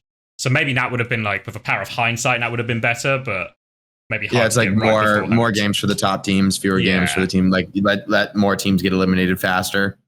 And then we get to see the top teams have more outings. I wouldn't hate that either, honestly. Yeah. To me, I actually just like any tournament that just has a different format, even if it's like worse or slightly better. I feel like actually like this purist, like, oh, every team is just a double elim, like seeded bracket. That's what every esports thing does, you know? Like, I kind of like, it's like tennis, obviously the format doesn't change, but it's kind of good that you have one on grass, one on clay, one on hard court, because it like adds a little, like, it's different each tournament, you know? And I kind of vibe with that too, you know? Like, I come from football, so every tournament I've ever grown up watching is fucking single elim. Like, double elim is a uniquely American concept. This idea that you can lose and win, you know, like that's fucking. Well, it's a gaming thing. Like, it's hard in sport to do double elim, because if you played a game 3 days ago and you've got to go to the lower bracket, it's really hard because you'll be fucking gassed from the match before. Yeah. So I didn't mind it. I liked that they tried to do something different with the format. I think it was fine. And I think that even though there is like stuff that like is quote unquote more competitive, where the standing should be 1, 2, 3, 4. I mean, fuck it, dude. That's how it goes, you know. If you don't win your group, then there should be some punishment. And if that punishment is Crazy Raccoons costing you 80 grand or whatever they cost them, 40 grand, that's how it goes, you know. Yeah. Me personally, like I would for sure prefer 8 teams double elim. First to 3s instead of first to 4s. Like, I think you only really get good games at the end of the bracket most of the time. Like, when you do this single elimination format and like the seeding is pretty good out of groups, you only get good games at the end of the tournament, you know? Like, there's just way too many like 4-0s early on. So like, what's the point of playing a single, like you have this like big, massive single elimination bracket where every game is a first to 4 and like a huge proportion of them are just 4-0s, because that's how the bracket works, you know? Like, the top seeds are playing the bottom seeds. It's just like these round 1 games, essentially, predetermined match, you know. Whereas all the top 2 teams out of groups should theoretically be more competitive and give them more matches to play. Yeah, I just think you would get good matches in the lower bracket, you know. Like, if you spat those teams into a lower bracket, then you'd start to get dogfights. You know, you'd get all of these different matchups, which are not a complete fucking stomp. But like, by the design of the bracket, by design of the fact that you can pick your opponents and stuff like that, all these top seeds are just going to play shitty seeds. It's going to be a single elimination game, and then bang, like you had a whole day of matches where every single match was just like, it was just, you could see the outcome before it started, and there was no competition whatsoever. So I think like having 8 teams and having a double elimination bracket would just make it like 4 VP, last of the upper seeds. Oh, well, we picked Team Falcons. Congratulations. Oh, that's fun. That's dude. exciting. TM 40K down the drain because they didn't want to play us, dude. Fuck. Honestly, when we were in the draft show, when Crazy Raccoons picked ENCE, I celebrated so fucking hard because I thought, oh my God, we fucking did it. We finished second in our group and we got the peps into TM sweep to top 4, and then they fucking picked Toronto and got fucked up. Like, unbelievable, dude. I was, fuck. I spoke to UB afterwards because I asked him, I was like, surely SSG was the pick, no? And he was like, he thought like SSG, you kind of like played before, you know? So he knows you know how to beat them. So he thought Toronto was like new matchup essentially, you know? Catch them off guard. Honestly, it would go crazy if we got a Rhine Sim mirror and like two teams willing to duke it out. Dude, like, can you imagine, like, when that comes to meta and both teams are running it, it is actually crazy to, like, the shenanigans that go on in that matchup with, like, actual both teams. If they actually know how to play it, it's wild. One that made me laugh, it was the group stage game when fucking LGD played Twisted Minds, and there was like, I think it was Saravasa first fight, and you just see LGD dive, and they do a TP flip, and then LGD get their cooldowns back. They dive, they do a TP flip, and I'm like, surely this isn't like some kids' cartoon where LGD are just going to keep falling for the same trick time and time again. But it happened like 4 times in a row. I mean, they played well. Like, honestly, I watched that match. Twisted Minds is like, they were tricky with it, man. Like, they were hard to pin down. They're like, it's a weird comp that I guarantee OA LGD has never seen before. The Sim Diva dive. Like, okay. I think that was the cool thing of Hero Bands. I feel like we saw a bunch of comps that I have never seen before in competitive play. Like Falcons with their like Diva May stuff. I was like, is this real? Like, it's sort of working. Like, it wasn't that bad. I mean, they lost on Shambali, but it was competitive versus Crazy Raccoon playing Diva May. I was like, okay, if you say so, guys. I think what happens, maybe like Chris can attest to this more, is it felt like the meta evolved in a really weird way. In like that, I guess the boot camp week, in terms of, because all the hero bans are in play, like normally what happens is somebody kind of gets a meta comp. So I think maybe in this case it was like the Diva, Kiri, Lucio, Tracer, Echo became like the meta comp. But because a lot of the time it's being banned around and stuff as well, it doesn't develop in the same way. So you just get all these like weird swaps where I think it was probably Falcons who first started playing the May maybe, or at least popularized it. And then all these things just start creeping into other people's games in like really random ways. Yeah. Maybe this is a hot take because Chris, because I know from a coaching perspective, right? I think about what you're saying. Like back in the day, like even Overwatch 1, 6v6 was like even more intense than I think Overwatch 2 was. At least that's how I perceive the change coaching in 5v5. Was like in 6v6, we were like so incredibly anal retentive about how we're going to play the maps. It's like, you're going to stand here and I'm going to stand here and you're going to stand there. And then we're going to like do exactly this thing on this map. Like you already know what we're going to do. Our Ana's going to try to rotate like this and we are going to try to dive here or counter dive or whatever, right? Like we like plan exactly how every fucking dude is going to walk in every aspect of the game. And then 5v5 came and I think that broke it up a lot where it's like more important to be like just active on the map and be like fighting for space and it's not so set play heavy. And then, but you still had like, okay, we're going to play these heroes and on this map and exactly these heroes and they're going to go here roughly and we'll try to do this. But I think like with bans, it's like finally making that impossible basically to like choreograph the game to that point because you don't know exactly what you're going to play. So you're going to have to adapt a little bit on the fly. I think although theoretically it is like the game is being played at a quote lower level, I think it's like infinitely more interesting to watch and like as an esport that it's not, you don't know exactly what you're going to do for every map before the match starts. I like even having coached that, it was like cool. I guess that there was like, you could reach the highest possible level. That's why people are like 6v6 was the highest possible competitive level. But like, yeah, but I don't think it was as fun. Like the perfectly choreographed setups are just less interesting than what does this player see in the moment that they can, make a play. Yeah, I actually disagree with you, the 6v6, 5v5 stuff, but we don't need to turn this into that. It's turned into this. I actually think 5v5 you can do more set plays. But, okay, I think what you're saying is fundamentally true. Like, I feel like if I look at my prep for this tournament, I feel like actually like our specifics, like our nitty-gritty first point holds or retakes, it's fucking, like, maybe it was still possible if I had like 10 extra hours a day. But it was very much like figuring out we had to spend so much time figuring out what the fuck we were playing in each situation, against each team, like which lineup, like what version of the comp, like if this is banned, like who plays. That felt like that took such a huge investment in my limited brain power in terms of just like what the fuck are we even playing in this situation? Because every time we just get these, oh fuck, like they ban this and this. Ah fuck, like normally we play this, but what do we do? Can this come with this hero? Blah blah blah blah. But I can see your point. I think that I can. Obviously, I'm not necessarily someone who would benefit from hero bans given my roster and our style, but I can understand arguments for why it is like a better format for most.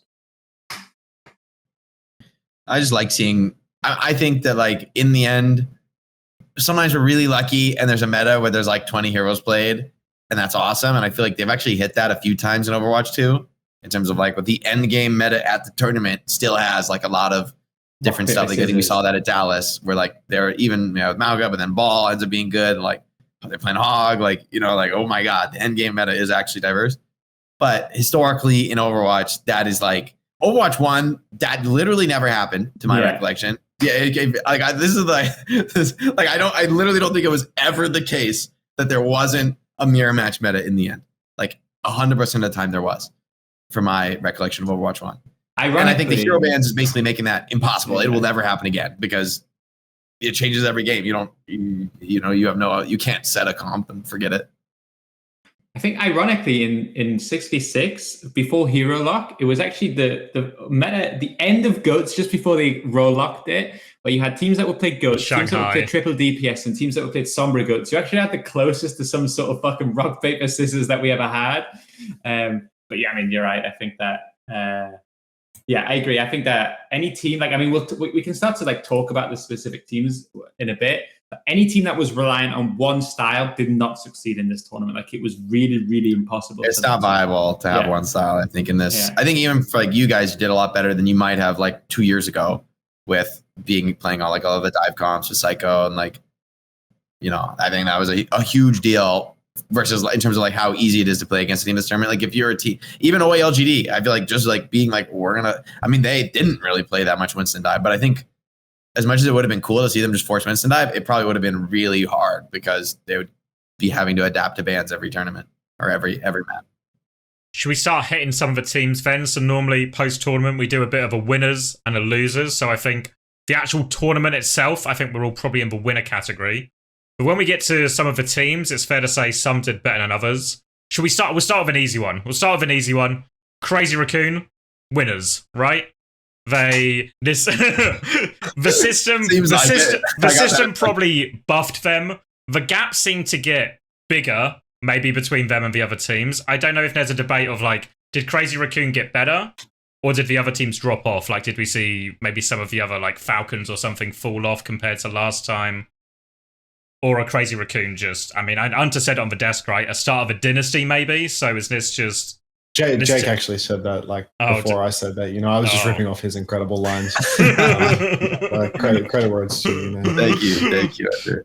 But it's probably fair, right? This team is just unstoppable. I honestly think the thing about Crazy Raccoon, sorry to like just jump down your throat before you can even open your mouth, Jake. But I think the thing that makes Crazy Raccoon different to like a lot of these other teams that are like in that kind of like unbeatable dynasty camp, I genuinely think that it's got to be like a team culture thing. I think the fact that like so many of these guys were on other like superstar rosters, I think like that 2023 Shock roster, like you really can't overlook that as like the biggest failing between talent and culture, like in the history of the game. Like one of the most demonstrably talented teams you've ever seen being so unbelievably shit because there's just no, like the personality isn't there. The culture isn't there. I look at a team like Crazy Raccoon and I see all of these different players that are these like known quantities, like to me personally, of being like not only the best players like in the world in their role, or at least competitors for that, but also being like really, really, really strong cultural leaders. I think like Shu and Lip, those two guys together, it's like this genuinely unbeatable combo because not only are they the best in their roles, they're fucking nice guys and not like Rack Attack, like they're genuine winners, like they are top tier competitors, but they're not toxic fucking morons, they lose, they take responsibility for the loss themselves rather than the other way around. We've heard it so much about how Proper is a fucking asshole, like, and I don't mean this in like a meme way. I was talking to one of the Falcons players at the airport on the way home, and I was talking to them about the culture on the team a little bit, and I won't go too deep into the specifics of it, but basically it's like I look at Crazy Raccoons, I see a bunch of guys, they look like friends, you know? They look like a team that's having fun and like they're enjoying their time there. I was talking to Falcons, and basically Falcons, it's like a workplace, you know? Like there's no fun. It's really, really serious. And like you look at the players on that roster and it's like it's a bunch of people where it's like you've heard the stories, you know that these guys are fucking toxic assholes, you know? Like lots of these guys, they have histories of toxicity. I don't think anyone on Crazy Raccoon has a history of toxicity from memory, you know? Choron, you know, maybe he looks like he could be a bit of a fucking asshole in the clutch. But other than that, it's like you got shoot, you got lip. Where it's like these dudes, like you know that they're really, really good teammates. And like this is what happens when you have that combination of being a really good teammate and being really high skill. Whereas if you're someone like Proper, where it's like everyone knows you've got all the skill to be on the best team in the world, to be the best player in the world, but like you have this cultural deficit, you know, like you're just not good enough as a teammate. You're an asshole. That's what happens. Like that's the difference maker to me. I think even Moon, you know, like sorry, but like even Moon is like such an unbelievably good dad coach at this shit. Because like if you he's ever the king of culture, the king of culture. These events, if you ever try to scrim Crazy Raccoons, this shit's impossible. Because if they have anything to do, they will say, "Nah, it's too stressful. We're just going to take a break." Like we would scrim the day before, and they're like, it's like, "Oh, food opens at 12," and I'm like, "Yeah, but we have like 12 till 3. We can scrim anytime." He's like, "Nah, sorry." It was the same in Dallas, dude. They're like, "Oh, do you want a warm-up scrim?" Like Crazy Raccoons never do a fucking warm-up scrim. They're just like, no, it's too stressful, guys. It's too stressful." Like they actually like get to LAN week, and I promise you, they scrim less than any team at the event. Most of the teams are like triple block before the game. We need, our Dorado is fucked. We need to do something. Crazy Raccoons are like, it is what it is. You know, we need to eat. We'll chill. You know, and I really feel like what you're saying is like 100% has to be true about like the way that this team operates. Yeah, I just think like we've never seen the difference so clearly on display because Falcon, like it should be the same level team. Well, yeah, is there a player quality difference between Falcons and, like, just player talent-wise, is there a difference? Maybe, like, a little bit on the hit scan roll. Be careful, though. Jake's head's about to explode if he doesn't get to talk soon. I just want to say I totally agree. And I think one for me, there's, like, this thing, there's, like, a thing you can do in-game that, like, I don't know your players and what's going on in your culture, but it's, like, a blinking red warning light of, like, somebody is, like, an egomaniac on this team. Is when players role swap for no discernible strategic reason or like an actively strategically wrong, like that doesn't make sense. Like I saw it on who was it? Yeah, oh yeah, Finn and Violet role swap the map halfway through the map, and I'm like, I just see that and I'm like, someone is super tilted. Like that does not make sense. What? Like you clearly started the map with this guy in map and that guy in Zen. You made that decision based on all your understanding of your competencies and your experience. And then somebody said, nah, fuck that, give me Zen. Like seriously, right? There's no other explanation, in my opinion, for this. I saw it with Falcons. It was in an OWCS, like, it might have not even been, or maybe it was Overwatch League. Maybe it was Overwatch League. You're right. Yes, I remember now. Was it Heesang? It might have been Heesang too, where Proper was on Tracer, and the other DPS was on Ashe, on Hollywood Attack. And then first point. The first point's a little scrappy, but you know, after a few fights, they cap. And then they role swap. Proper goes Widow, and the Ashe goes Tracer. And I'm like, explain this. Make that make sense. I can make that make sense. Exactly you want to play Tracer when you have Ashe? It was in the playbook, honestly. Yeah. No, it doesn't. Like I can't. I refuse to accept. Like even I think they even gave up like 50% pulse bomb charge. I was like, this is indefensible. Like your Ashe player can play Widow, or like, what are you doing? Like why are they on Ashe? That I don't see that from CR, but when I do see that, that's when I know. That's when I know someone is losing their shit in the team. Because that just doesn't make sense. Wrong. It's like a mistake. You're forcing a mistake to happen because you're so convinced that I need to play the carry hero. Like, that's fucked up, no? No trust. I felt like with Crazy Raccoons, I almost feel like they almost underperformed this tournament. Like, actually, like I almost felt like watching them go in that Falcon series was so fucking close, though. Actually, was insane. It was competitive. Those clutches played well, unbelievable. Yeah. Like, no, but that's the thing. That's why I say that it's like it's these 1% intangibles that make the difference for that team. You know, it's the fact that like you can really you see those guys and you can believe that they have complete trust in each other, and you can believe that it's if their back is to the wall, they will turn it. You see these unwinnable situations where they do it time and time again, and you see the opposite for Falcons, where it's you see the moment that they must be closing out and they fuck it up over and over and over again. And it's that 1% intangible, it's they're not one argument away from fixing that, that's something that it's so difficult to grasp, winning that clutch, and I'm a really firm believer that's when it comes down to the bullshit, to the fact that one team believes that they're going to do it and the other team is Falcons, you know what I mean? I really believe in that sort of stuff, and I think that something just knowing that even the Falcons guys are able to acknowledge that it's nah, we're not very happy, this is just, it's work, we're not really friends, we're going into the office for work. It's I just don't. You gotta have that trust, and that you gotta fight for the guy in the foxhole next to you, right? It's not you can't be thinking about championships when you're in a clutch, right? You have to just be in the moment completely. And I do think any lack of trust exposes itself in the most pressured moment, right? You can't, in the end, you can't account for everything, no matter how fucking good you are at the game. I don't care. You're sent by God to play Overwatch. You can't handle everything in the game by yourself, and you have to have communication and trust. And honestly, the game is just if you play, if you have that, you're gonna just play better. I mean, this gameplay we're watching now is was incredible that they won. Every single time the D.Va goes to the backline, he's getting peeled without fail. Every single time, the Ashe is coming up. Look at that. They got the gang peeling. They got the gang. Everybody is back here peeling. How'd they stop that bomb from moving? Did Harmon fuck up and cancel his boost? I remember watching that in the moment being what happened? Because you can't boop his bomb to stop it from moving. That's what I mean, because he got booped. And then I thought he booster bombed, but did he cancel his booster? It looks like he canceled it. It looks like he must have fucked it up. Because I'm so sure that you can't boost your boop to cancel that. Wait, does he get booed beforehand and then it just he hits the door? It feels like it should slide past. I think it should slide past. Yeah, usually you would boost and then bomb, and then it would since he aimed at the ground, it would slow walk into the main and pop. Yeah. So it looked, but you wouldn't say it stopped moving like that unless Harmon was a washed up, fraudulent old man who fucked up his booster. I say that after watching Harmon's D.Va in this tournament, I feel I'm not signing on with that. Just because I'm sitting here doesn't mean I agree with this guy. I've been a Harmon Glazer for so many years, I always used to think this guy's just the best off tank in the world. This guy's the best tank player in the world. It's finally over though, I think I could see it at this tournament. It's we played the Falcons match, the makers, the Australian team played versus Falcons, and it was holy fuck, Harmon's just feeding his brains out. What the fuck is this guy doing, I don't know, Harmon just consistently looked a little bit weak at this tournament, I'd say. It wasn't his best tournament, that's fair. That's all right. He'll get better, right? You get a little more experience under his belt. Yeah, no, true. It's experience. He's just one tournament away. Yeah. Yeah, I mean, he's one Zarya meta away. He's the breakthrough player of the year. Breakthrough player of the last 20 years. Yeah, no, June and Max Heesung, they're not the new generation.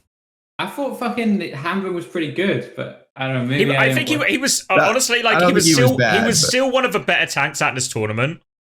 But I think he was underwhelming, right? In the sense that in my head, when I think of Hambin, I remember scrimming him in Overwatch League, and he would play Junker Queen or he'd play Zarya, and I'd be like, this guy is unstoppable. He's just the best in the world in this role, and there's nothing you can do. And here he just looked like an above-average D.Va, which is still nothing to shake a stick at, but it's not the level he's maybe hit at before. To be fair, a lot of the same things we say about Smurf this year, maybe, right? Where he's not playing awful, but he's just not hitting the same heights that he once did. Yeah. There's just other people there with them, they're no longer uncontested at the top. So it's that's the top is so competitive now. Realistically, all these players are just so absurdly good. Stalker on Tracer, I think is you send any of these guys back in time, they're the best player in the world. Easily best player in the world 2 years ago. Right? I think. Even Merit. Honestly, I feel it's also the case of I'm a fan of this. Some people maybe wouldn't be, but I think with the season 9 patch or whatever with the aim thing, people have hit a new level. What's possible in the game, you can rethink what's possible. You can maybe I can just hit every headshot back to back on that guy and take that fight. Which I think you wouldn't Merit was like was the former of the tournament. Like, it was fucked, dude. Like, genuine water to wine shit. Like, it was insane. It was fun to watch, man. It was so fun to watch, actually. Yeah. It's funny, like, because I remember, like, Gumbo would always, like, talk about it back in the day. He's like, Merit, like, when there's money on the line, it's just, like, completely different animal, you know? Like, when he knows that he can earn money, he's like, he'd always complain. He's like, he's such a lazy fuck, you know? Like, he's mutant screams, he's not doing this, he's not doing that. But I always trust him, because it's like, when there's money on the line, I know that motherfucker's going to be screeching like a banshee while killing the whole lobby, you know? Like, he's got, like, the faith that, like, when it's a money match, that guy's going to step up to the plate. And I saw it firsthand when he's at EWC. It's like, oh, he's actually he needs that money so bad. Like, he wants it. He's got like some horrendous debts to pay off or something. And he's like, He's a good guy, bro. There's no way Merit has a skeleton in his closet. I swear to God. It's cures the driven snow. 100% the Korean poker ring has got him. Can I hit you with the other side of this matchup we're watching then? Winner or loser in this event, Team Falcons. It's the same thing we spoke about before. It feels like with the budget in the roster, but anything except first feels terrible. So fourth feels really terrible for Falcons, especially considering they didn't even win out fourth, in group. right? Third, fourth, you know, give it a little. They got half a bronze medal to share.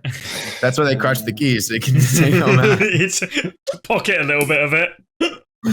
I mean, yeah, obviously for this team, it's like, I mean, I know John, and it's like for them, anything but first is a failure. Like, so honestly, I don't even think. The irony is that, like, I don't think third, fourth is any different than second. Yeah. I think in their head, they just got second. You know what I mean? Like, actually, which I also think is reasonable. If I'm Falcons, I'm saying we're still the second best team in the world. I mean, realistically. Yeah, maybe. I don't know how the other side of the bracket would go, but. I don't know. Like, when we scrimmed them, the reason, ironically, why I said Crazy Raccoons underperformed is based on scrims, I felt Falcons were going to get absolutely fucked in this series. Like, I actually felt Falcons had all in on one comp, which is this Diva comp, which is a terrible strategy for hero bans in general. And I felt they looked like, when we scrimmed them a few times, I felt they looked okay, but Crazy Raccoons had aura when you scrim them, you know? And I felt like their meta read wasn't good. Their, you know, like... Falcons only play Diva in scrims? When we scrimmed them, pretty much, yeah. Like except when we banned Diva, obviously, then they played something else. I mean, it's so interesting because they played like full series with Smurf. Like in our, I think you were there for our scrims, right, X? I think we scrimmed them twice, and in both scrims, they were like really Diva May pilled. Like, this was their comp.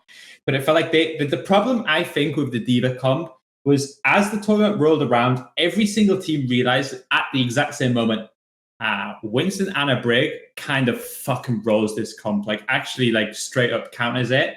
And any team that had invested a lot of time into Diva, there was actually so many counters to this comp. Like X was right that this Lucio Kiri Diva comp was the meta comp, but it also by the time of the tournament, everybody realized that this comp actually had pretty fundamental weaknesses against other comps. And that's why I thought Falcons were fucked. That's why I felt like they didn't win in groups. That's why I felt like they weren't going to do anything this tournament, was because I felt like their meta read was all in on actually something that couldn't win. And that's why I was surprised they took it this close to the Crazy Raccoons, because in my head, this was just a 4-0 sweep guarantee before they went into it. And I really feel somewhere that Falcons would have lost to Zeta and Toronto. But that one series against Crazy Raccoons made me think, oh, fuck, maybe Falcons are still pretty good. I mean, they definitely are players that show up in the fucking match, like for real, no matter what comp they're playing. I do think it is wild. Like, I guess my read on this tournament coming in, like just thinking about the format, obviously not coaching any teams, not really watching scrims or knowing much internally. And my read strategically is just like, you have to sort of reapproach the game conceptually as a team where you no longer are seeking the final answer comp. Like that is not a real thing anymore with hero bans. Because I think one of the key elements of the final answer comp where we're like, we all have, is like we've all swapped everything. We've tried all the swaps and they don't work out. Is that you have to know, like, I mean, I remember it was like the swaps are so complex. It's like, okay, well, when they go the Winston on a Brig, then we're going to go like May and Ram. And then that's going to beat, you're going to need more than 2 swaps to beat that. And so we know, and then we know exactly these, like we know eventually we're going to find a way to get swap efficiency on you. And then the Winston actually doesn't work in the end. But that solution of like the enemy swaps 2 heroes and they counter us, and then we have like our pre-planned third swap. There's no way you're getting there. There's no way you're getting there to that point in the development of the meta when you're playing a different comp every game. And even the meta comp, you're playing like different versions of it every time with one hero swapped, which drastically changes the game. Like if you ban Brig, I think D.Va probably is the meta hero, right? Or, you know, who knows? But trying to all in on anything is, I think, a little crazy. Yeah, like you need to just have 4 comps that you're good at. And you're like, fuck it. That's why Crazy Raccoons dominated this tournament, you know, was because even before hero bans, the Crazy Raccoon system was, you guys go out, you pick your favorite hero, and we'll see what fucking happens at the end, you know? Like, I think there's an argument with some of like Crazy Raccoons, like bans were like slightly suboptimal at times because they didn't give a fuck. They just banned what they wanted to ban because like, fuck it, we'll just like, we'll play anything, we'll swap around anything, you know? And so I think you're right. Like, I think that Falcons, like, I don't know, Falcons are weird too because it feels like their roster should be like able to be like hyper flexible. I think one thing that I felt at this tournament was really heavily punished was main support flexibility.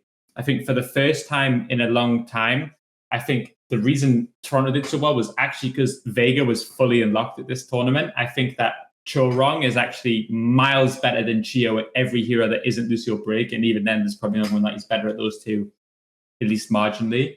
But I don't know, when I look at it, I feel like fucking Falcons played more fucking sim May than we did, you know? Like they were fucking playing like loads of these weird comps that didn't feel like it was like, feels like everything that Crazy Raccoons could do, Falcons could also do, but I don't know, it just doesn't feel like they have the same like freedom to just fucking play, you know?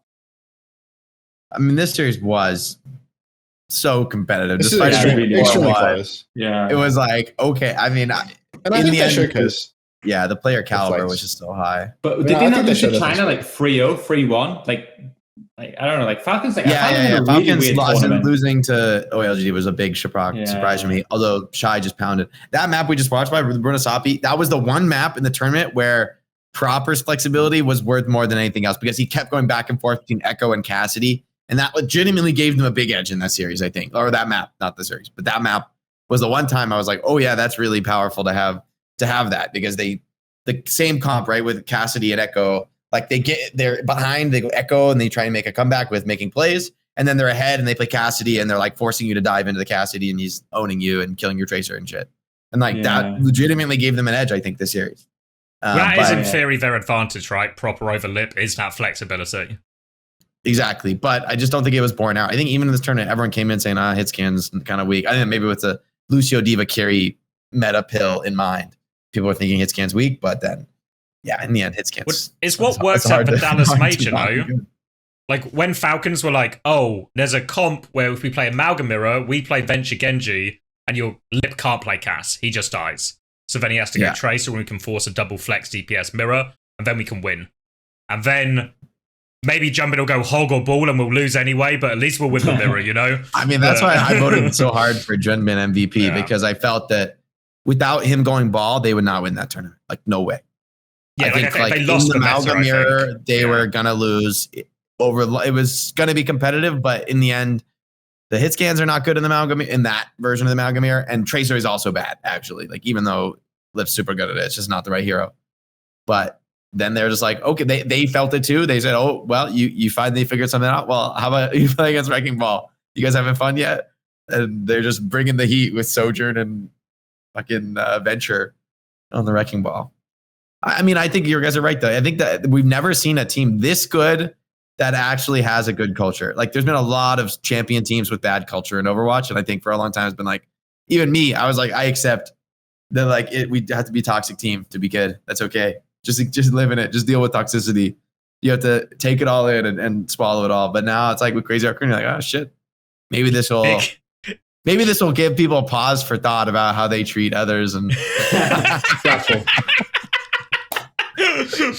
it was. Just so I can get it. That's what I can get in. Can we talk also about how poetic it is that Fielder, Chio, and Co. mirrored the Chinese for the third fucking time on Dive and lost love for the third time? Dude, that's my favorite storyline in Overwatch, Chris, is watching Fielder and Chio when they lose the team, and then they don't even get to play them again. They don't even get the redemption match. Oh, it was too beautiful. They'll get in the next one. They'll get this next year. They'll get this one, guys. We got this dive mirror. The ego mirror on a team's best comp. That is like trademark. Geo and Fielder is like, we're gonna mirror the hate Winston. We will win. They absolutely hate the It Chinese. wasn't you guys. It was Spitfire. Like they just wouldn't play the fucking Bastion comp. Like there was some cheese that dealt with. I think I can't remember what it was, but that made it like hard for you guys to play your Ryan comp that some of the other teams were using in the last L season.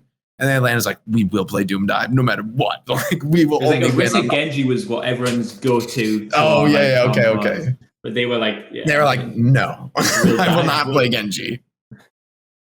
It's just because they got 3-0'd as well, you know? Like, it wasn't even... Like, it was actually closer against Crazy Raccoon than it was in the dive mirror against China. Wasn't it 3... Was it 3-1? I thought it was 3-1, maybe? Yeah. I think they won. I think first map Falcons won, but yeah. Oh, yeah, sorry, 3-1. But they did mirror the dive, and Shy was owning. Shy was dominating. It was a Diva mirror. So they won the Diva Chinese. mirror, then lost for Winston. Yeah, that was a series we were like, let Hanbin play, bro. Shall we talk the other big winner from the tournament? I got the next biggest winner, baby, the vice champs. Yeah, Vice champs. I think they're like kind of the biggest winner of the lot, to be honest, in terms of like storyline. You know, like sure we can like glaze Crazy Raccoon for being the best team in the world, but I think Toronto Ultra, to be honest, is like by far the biggest winner of this because it's like the franchise that could literally never ever win anything. Turns out it was just tied to the word Defiant. All they had to do was drop the word Defiant, and they're good. It was a semantics problem, actually. But like in particular, thinking about like both Lenny and Vega. For me, I'd say probably like more Vega than Lenny. Like Lenny got all the attention because Lenny was like really, really good on stage, you know? He had like, a crazy map on Runasapi, man. That Tracer map on the holy shit, he was fucking frying. I mean, I'm gonna diminish his performance there just a tiny bit in a sec. But like I think, you know, Lenny was like sick because on stage he was fucking gassed up and he was like really fun and he was like talking shit. And he's really animated, and he had a really, really, really good series. You know, like I'm not going to say that he didn't play out of his fucking mind because he played extremely well. But he was also playing against Flora on Tracer. You know, like they were playing Hitscan Tracer. I'm pretty sure, and they were playing. Oh no, they were playing Echo Tracer. Alpha Echo, they were playing Echo Tracer. So like Lenny was versus like a pretty free Tracer, so he got like the abilities to just fucking run it down on them, and like he was absolutely fucking dominating. Like every single inch that they gave him, like he took it, and he was fucking taking over, like hitting every pulse bomb. He played extremely well. But I think Vega is the person that should get the most positive attention because I think Vega is someone that has like consistently been outed or described by everyone as the problem. You know, everyone is like, this Vega guy, he's fucking dumb, he's a choker, he's trash. Then he's just showed up at the LAN at like the highest pressure event that like anyone will play at for the entire year. And he's fucking dominated. Like he played extremely well. It's not like he didn't have like his, you know, low points or whatever, but he like completely vindicated himself. He came fucking second at EWC after everyone said that he was like this brain dead dog shit player that was like an imposter on the roster. And he just farmed. Like he was just better than like basically the huge proportion of the main sports at the tournament. So like I think he's like truly vindicated one because he didn't do it against Flora on Tracer, you know? I think you're right. I think Vega's flexibility, obviously everyone will talk about someone's flexibility, which was pretty nice. But Vega's flexibility was the difference because they were so good at these Bapalari comps and they could just transition back into like a normal comp super quickly and without having to worry about like swapping heroes. Like Vega had some fucking like solo carry maps. Like against China, Vega was the difference 100%. Like fucking solo won that series for them. And I feel like I also want to be honest, glaze the coaches because I know we fucking shit on them for like the Ilios after Dallas. But actually, if you look at the team that used the bans and the maps, I think Toronto handled this event so fucking well. That's the power of Danny, dude. You get yourself a little numbers guy in the corner, fucking crunching it. Like it's good for it. That's been their strength as a team, and so I just think they were so ready for this format with this idea of like, we're always going to counterpick you. We're going to play every comp. We're just going to counterpick you over and over again. And now the ban system is a tool that we can use to make that even more intensely in our favor. We already know how we're going to counterpick you, and we're going to like block the things that are hard to counterpick or protect the things that we need to counterpick you. So strong. And they've never been a team that's had an identity comp. I feel like in the end, the identity comps are like, they can be super valuable, but if that's always the knife's edge, right? Are you mastering this one style or do you play everything pretty well? I think that everything pretty well is probably better, but then again, SSG rolled a lot of teams fucking TPing around. Yeah, I mean, I think their roster was basically designed with this format. Like maybe Cass knew what was fucking coming, but all their long-term decisions were actually all completely vindicated, right? Building a roster on flexibility, basing it around someone in Vega, even picking up Merit, which I think a lot of people were maybe pretty skeptical at the time of like, oh, you can sign any 2 Korean players in the world. Is Merit really at the top of the list for that?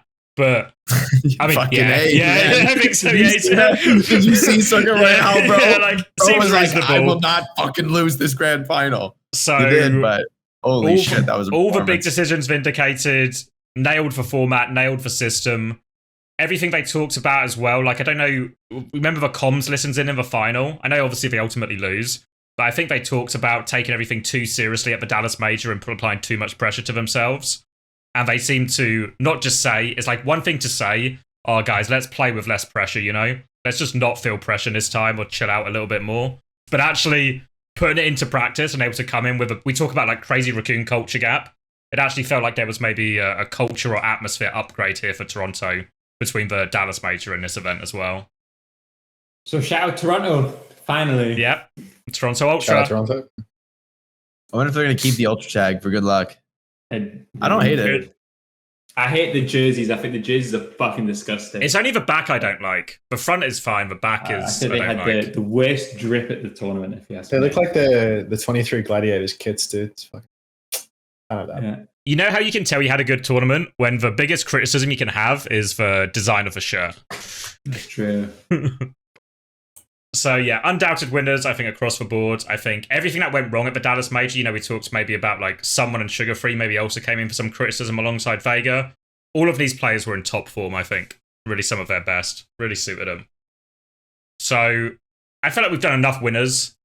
Should we pick a loser? Does anyone have a pitch for the biggest loser of the event, the biggest underperformance? Twisted, maybe?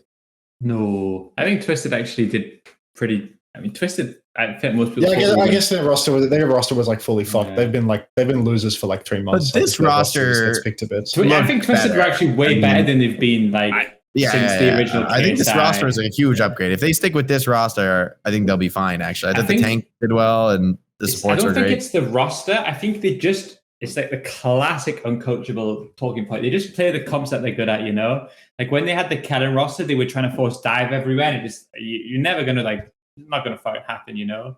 And it feels like they got TVNT in and they were just playing fucking sim comps and they were just playing May comps. And they were just, that's similar to SSG in a lot of ways, you know? I think they're like a less flexible SSG, but on their one comp, on their identity where they can stick Quartz on a hit scan, stick UB on sim, I think they're pretty fucking good. And I felt like even when we scrimmed them, it felt like they were way better than they had been because it felt like they were playing how they need to play, you know? They were doing the comps that they need to do. So I think they'll be pretty pleased with top 8. I mean, obviously, next time UB, pick us, please. But I think considering where their group, I think most people would probably put them they'll probably beat the Australians, but then just about. Which they barely did. Yeah. That was actually their biggest problem at the event.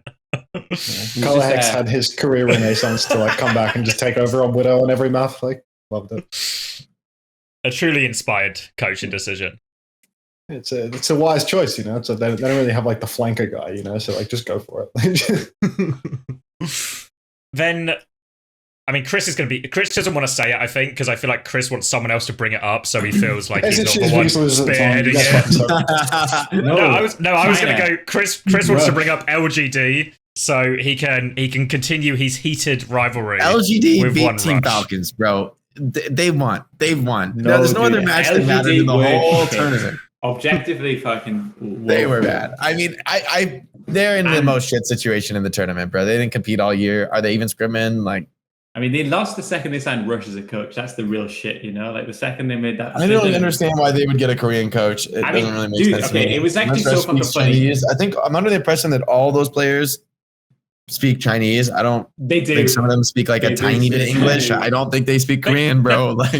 I think there's the sliverest of hope is I think on Hangzhou Spark at times over the last 5 years there have been versions where they had to common English. But I think we're maybe talking like a Rush couple of doesn't years speak any ago. fucking English, bro. Oh yeah, true. Yeah, Russia's like Korean. True. Yeah, that's I don't know if there's any language overlap. You saw it. The first game they played in the group stages, Rush was the designated headset guy, and I was fucking laughing so hard because I'm like, you can't talk to them. He's listening to them common Chinese. He's like, there was like, one. He took the nice. headset off. He just had the headset off because I was like, yeah, why are you listening to the comms? Because they're speaking Chinese. Just free your ears, let them breathe. They either put like a Chinese speaking coach or a translator on for the rest of it. I don't know the specifics, but yeah, I don't know. Like I feel like when we scrimmed LGD, I am so skeptical of the idea of coaching through a translator. I feel like that impossible. It can't crazy. work. Impossible. You lose like, 80% especially of live. culture. Can you imagine live coaching? Well, the live hero bands. coaching The with hero translator? bands. Try and discuss hero bands with your team through a translator in 60 seconds. Good luck. Impossible. Good luck. Yeah, that's why he didn't wear the headset for the rest of the thing. Because like he just like, oh, what should we ban here, guys? He's like, guys, I figured I out don't the know what you're band. saying, bro. You gotta just trust me, bro. Like, we're banning Tracer here. Just trust.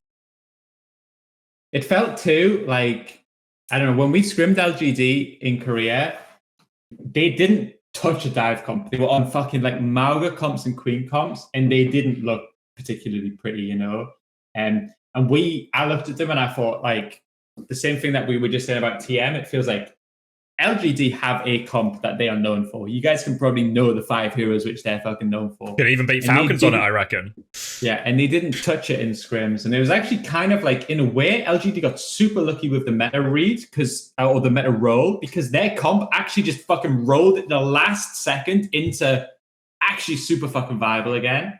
But I don't know, it felt like this was like a team that was like trying to do too much. At times you could see this team's fucking insane, and at times they look lost.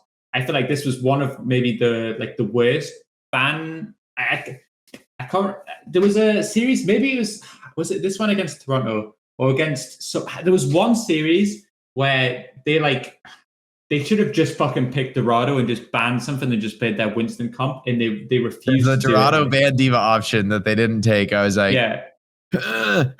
We're not gonna go Dorado and guarantee a Winston mirror. Was it this We're series? not gonna do that. Was it this series they didn't pick Escort at all? Was that what it was? LGD? No, so yeah, we're looking at this what's one. crazy to me is that I know the meta was Diva, but if I was coaching away LGD and the meta is Diva, Lucio, Kiriko, Echo, Tracer, the first fucking thing I'm gonna do is say, let's play Honorbrig Winston. Yeah, that's for like, sure. That is literally I'm like, holy shit, it's a fucking dive meta, boys. We're in. Like, I don't give a shit what dive heroes are being played. We can play Honorbrig Winston in the dive meta, and we will do good. Like, or Doom or whatever. I'm fine.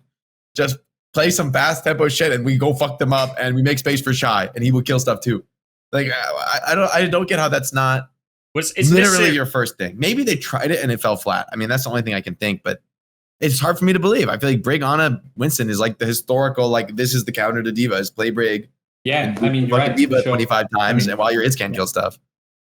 It was this series X. This is the one where they just griefed it so hard by like, why do you leave Escort not picked? Well, they picked New Junk City. Like, New Junk City is presumably one of the hardest dive maps in the game. Like, the hardest. Incredible decisions, really. Like, and also, not only by doing that do you pick one of the harder maps to dive on, you leave Escort open, which means Toronto can go, oh, should we go Circuit Royale to finish the series on Circuit Royale, shall we? For you, pal. Great. The one map in the pool which LDG should want to play is fucking Dorado, and they don't pick it, and they get 4 tries. It's fucking insane. Also, if they pick Dorado, what flashpoint do you think Toronto are picking?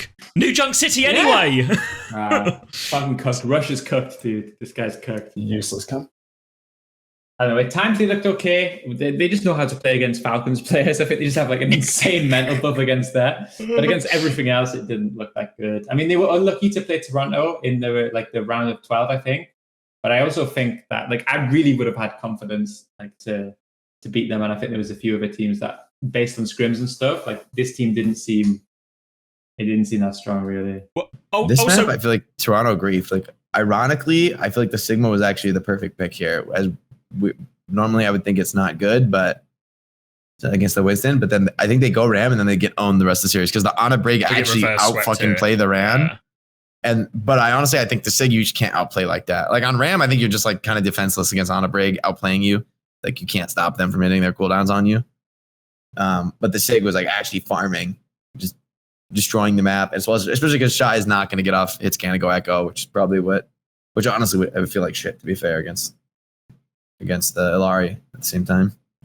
The weird thing I feel about LGD is I actually think, if I think about Leave, because Leave did so much in this map, Leave refused to go home, at least on this map. And I feel like Shy, once he got off like flex DPS and played hitscan, had a pretty good tournament as well. And I thought Gooshway was actually like a pleasant surprise as well. Like, still looks like the guy on Winston, but played a bit of other stuff and looks okay. But then if half your roster's having a pretty good tournament, 8th isn't a very good, or like 12th isn't a very good result. So, I don't know. I mean, I don't think they individually played bad, but in the end, Toronto's a second place team. This is like the nature. It's like ENCE probably would have gone one more round against most of the teams in the tournament, but not Crazy Raccoon. Yeah, it's just.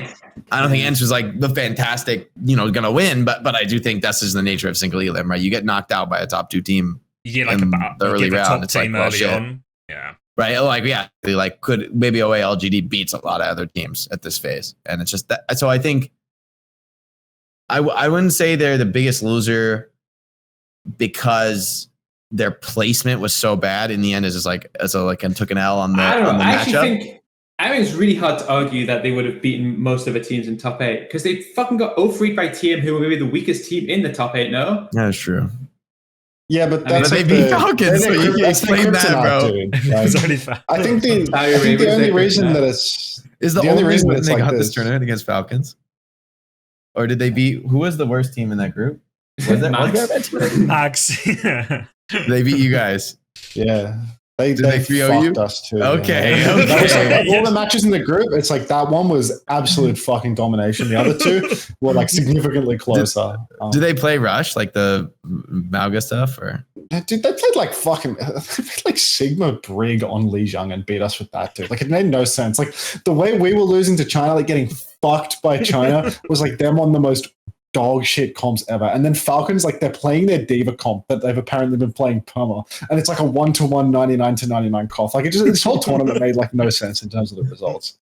I mean, I think that's sort of the chaos of a new format, and also how I think it is very destabilizing to the power rankings of teams. Like, when everyone can solve the game down and we know where all the picks, we know the resolution. I mean, this is like why I argue for a ban system for a long time, because I think you can solidify the gap between you and another team. You're like, I've got you downloaded. I know exactly what you're going to play, and I know exactly what I'm going to do against it on every map. And because my players are more flexible and we have the right comps, we're going to fucking beat you 95% of the time. Like we know we're going to win, against some teams, because we know the matchup is favoring us and we're so confident with it.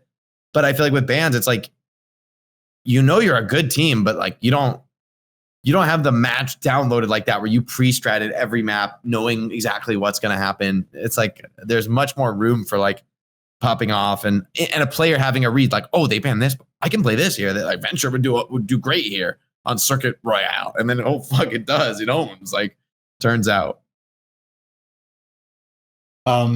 You know how you were talking winners and losers? Like, I don't think it's right to pick like a particular team to be like, who was a big loser of this tournament or whatever. I think it's like, if you want to do like brackets, I mean, we're still going to talk about our SSG at the losers. We can segue into it. Don't worry. I assume when I was making a coffee, I didn't miss that. But yeah, I think it's like, you should just split the tournament into like 2, it's just like the winners are the teams that are flexible and the losers are the teams that are not, like if this is the new era of Overwatch, if this is a format that actually sticks and gets played everywhere, then all of the inflexible teams should be really worried, like this just demonstrated that like, if you can't play this game, like even if you're China, like you're known to be one of the best dive teams in the world. You played your dive, you fucked Falcons. If you can't do everything, if you really don't have that top level flexibility, you can't go deep in these tournaments anymore, because you're just going to lose to Toronto Ultra, a team that is famous for pressing the H key and has failed and managed to come 8th in places like Dallas, or come 6th in places like Dallas. As soon as like you start to reward that flexibility more, put bans in, you reward their flexibility just like 10%, suddenly they're a top team in the world every single time. And I think there's no question about it. So the losers, I mean, we're looking at them. Well, I'm looking at one in particular. Yeah, there you go. Jeez, Andrew, tell me how you really feel. I didn't think we did that bad. So now we can move on to the scheduled SSG Cope section of the podcast. So I mean, You were saying, Chris. Yeah, I mean, fundamentally, Max is right that if you don't have flexibility, this tournament was cooked. And this was like, we were like, we couldn't win this tournament, I think, in reality, because we basically, there was like 2 meta comps, which we didn't have an answer for. Like we felt that we couldn't win. One was Alari Bat and one was Dive. So actually our group, even though it was like the group of life, that was the group of fucking death in a way, you know? And we could deal with the Falcons meta comp well, we could deal with any like brawl iterations, but if it was a dive map, we really didn't have like a concrete answer. And if it was a Bapalari map, we really, really didn't have a concrete answer. So yeah, for sure, this tournament wasn't like, when we went into it, there was too many teams. Good teams are just going to navigate their way around the tournament against you, you know? Like they're just going to, like the Zeta division game was like the perfect fucking example of like, they would pick a map. I mean, by the way, can I just say something? I've played Korean teams 4 times this fucking season. Do you know how many times I've played fucking Ilios against these fucking Korean teams? Every time? 4 times. They don't pick it. They just, God picks it. God just fucking sends his degree. None of these all fucking predetermined, always Ilios. I feel like that was, I mean, in the group stage, I get it should be predetermined maps, I think, on Koth. But then after groups, was it pre-selected first map, right? All the way to the grand finals, including. Which I don't understand that. Just give it to the high seed or like. I don't know. But either way, fucking when we roll. I guess Fnatic, it doesn't get. And if we don't roll Lijiang, we roll fucking Ilios. And then the same against Zeta. Like the way the Zeta series worked was it was like map 1 was a dive map, so they won. So we picked one of our good maps, we won. They would pick one of their maps, they would win. We would pick our map. And we somehow crumbled on Lijiang, but in reality, we should win that map. But then they were going to pick Dorado and they were going to ban something. And that map 7 was just absolutely fucked for us. So even though I could say for sure we should win Lijiang, like it was almost impossible to lose. And with that series, I was catching that match. I was like, oh, this is nice. Maybe SSG can clutch Lijiang, but game 7 is map Dorado. 7 was just fucked. And it's going to be a Dorado Winston mirror against Yeah. Fearless. I was like, bro, Fearless goes to the grand finals on the Winston mirror, bro. You don't. And when You don't there was beat Fearless in the Winston mirror. Yeah, and it's like if there's like 2 like styles, if you can roll the correct map 1, it's actually like such a nice advantage. But yeah, I don't know. I think we like our normal comps and stuff were okay, but they're pretty out of the meta. I think our like Mauga, Lucio Kiri comps, I think we made work at like a pretty decent level, to be honest, considering I think it's like not the strongest comp right now. But yeah, basically like the double flex comps were just fucking killing us, and we didn't really have an answer for. I think if we played Toronto, I think we would have lost. Like I like to think, like stylistically, I think we had a better chance to beat Falcons than most other teams. But I think realistically, we were never really getting above top 8 unless like TM fucking picked us. Do you feel like it was because I feel like as well, if it wasn't for that Zeta division performance, it would have felt like a horrific LAN. Yeah, I agree. Like after those groups, and sure you beat gaming gladiators, etc. But like without that Zeta performance and taking, I mean, probably the only good performance, I guess, really. It's maybe the Nightmare series, but the only one I actually felt like a lot of stuff went right. And even then it was like still a loss. So I don't know. Yeah. It doesn't feel like a good LAN, even though you sort of did the thing you weren't able to do at Dallas in terms of consistently take maps off for Koreans. Yeah, I think that's ultimately it, you know, like I think that it was obvious that the meta or our read of the meta or our solution to the meta was never close enough to win this tournament. So all things considered, like considering we were literally 1 map away from going out in groups, top 8, top 8, we were the closest of all of the quarterfinals, right? Like I think we pushed Zeta harder than any of the other games. Maybe there was like other teams we could have beaten, but we were certainly nowhere near capable of winning this event. So I don't think we can say too much, but not as bad as Rush. So cheers to that. At least our bands made sense. Cheers. Cheers. Cheers, by the way. Cheers.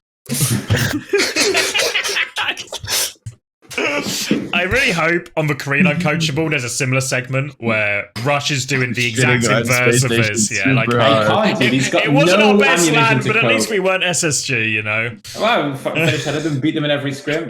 Rush is fired, right? Like we all agree right now, Rush is not employed.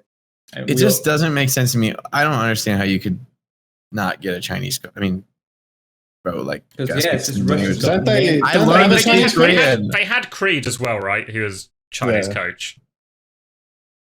But why do you have anyone on the staff who doesn't speak Chinese? Other than like maybe your English social media manager who can probably hang without talking to the players. But you know what would be the ultimate power move, Chris? Is you go join LGD and you get further than Rush. Get a better result and have him playing main sim by the end of the week. Honestly, what I would do is I would take my wife with me, right? She speaks Korean, Chinese, and English. So she would be unbelievable. Like her dream job should be esports translator, you know? I could go to LGD. If you're listening, offer me the money. If anyone's out there, if your dream job is being an esports translator, I want to just talking to you right now, consider a different career path. Other industries need translators. Other people need translators, not just esports. And they will pay you a lot better. Way more stable. All right. Then maybe one of the other teams that I felt like had the most suspect bans and map picks was probably Fnatic, which Fnatic on paper felt like they hurt me, bro. They upgraded their roster. Oh, that was it. That was the dumbest. They were the ones that didn't. They went Flashpoint on. They didn't. It was like for me. I was on the analyst test. I'm like, okay, yeah, they lost map 1, but it's Dorado Bandiva. You block Vistola on Circuit Royale. Yeah, they can't win. It's beautiful. It's a free map win, and you block your opponent's best map. And then they're like, no, but we're going to win a Flashpoint map, and then we're going to lose Circuit immediately after. I'm like, absolutely. What the fuck? This is why do you give a shit about Flashpoint? They always do. They love Flashpoint. Did you factor in they just fucking love Flashpoint? They said, fuck the series. I'm having fun today, baby. Let's play Flashpoint. This map's hella fun. They won Flashpoint. They won Flashpoint. They did win Flashpoint. I'm pretty convinced they could have won New Junk City as well, but but yeah, underwhelming, right? I feel like people were. I was like a big disbeliever in how much gas they were getting because they once beat Crazy Raccoon a long time ago on one weekend when it didn't really matter. I felt like they had like a big peak if they could play dive, but that was it. And even then, their magical weekend in March, they went 1-3. That was like their high peak of going 1-3. And everyone thought they would be in like an unbeaten Korean category. And they didn't really deliver on that at all. So I think they were overhyped, but it felt pretty disappointing across the board, really.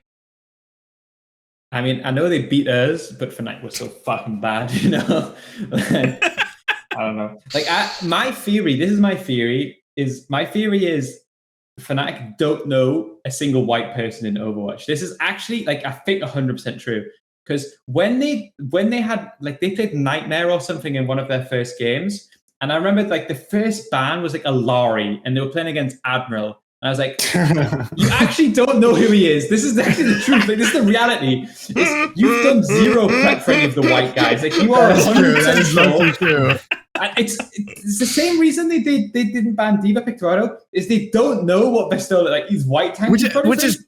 I mean, come on, dude. The guy, he beat Hanbin in the World Cup, bro. They don't know who he is, bro. I promise you. I understand you didn't know before that, but come on. He put on a world performance. He looks good. So many of their bans were targeting ghosts. Like heroes, their opponents don't fucking play for no reason. I didn't know they banned Lari into Admiral. That is fucking legendary. That is so egregious. It was like map 1. They were like, yeah, no, we don't want to fucking play against the fucking Admiral Alari. And it's like, I remember seeing that and I was like, they don't know. They probably had no idea that VP were a double flex team. They didn't know it. They saw Rajaro in their lobby and they were like, I have no fucking clue who this guy is. What's that name? Like, all of it. That's what it was. Like, I'm 100% sure Fnatic did zero prep for any Western team and then got slapped. Didn't get to play any Korean teams.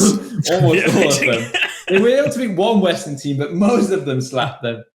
I feel like as well, aside from Donghack, didn't feel like any of them played well individually or any like Donghack still carried where he could, but it felt like even Checkmate was a bit underwhelming.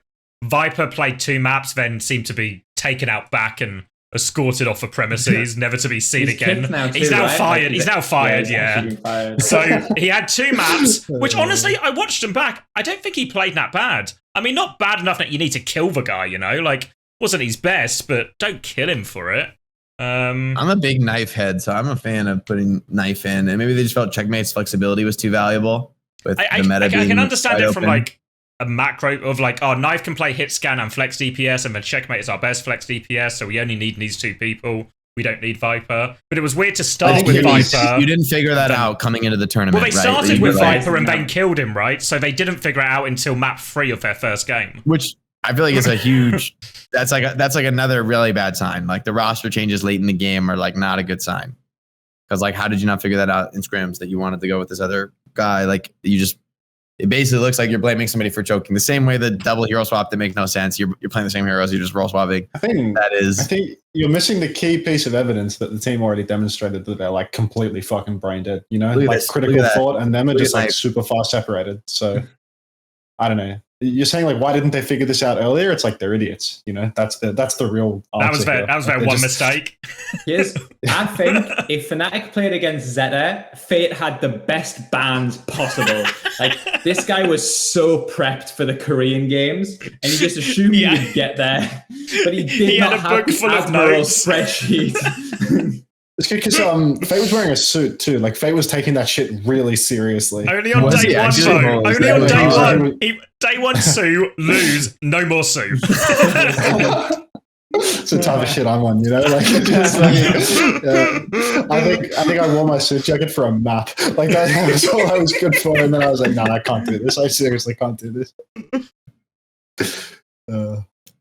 What about W My Money? That's a winner from the tournament. Look great. Look solid. Yeah, William Money? Like W Money. All the ENCE signings looked like Crimzo won the transfer market, right? Like Mirror comes in, super useful.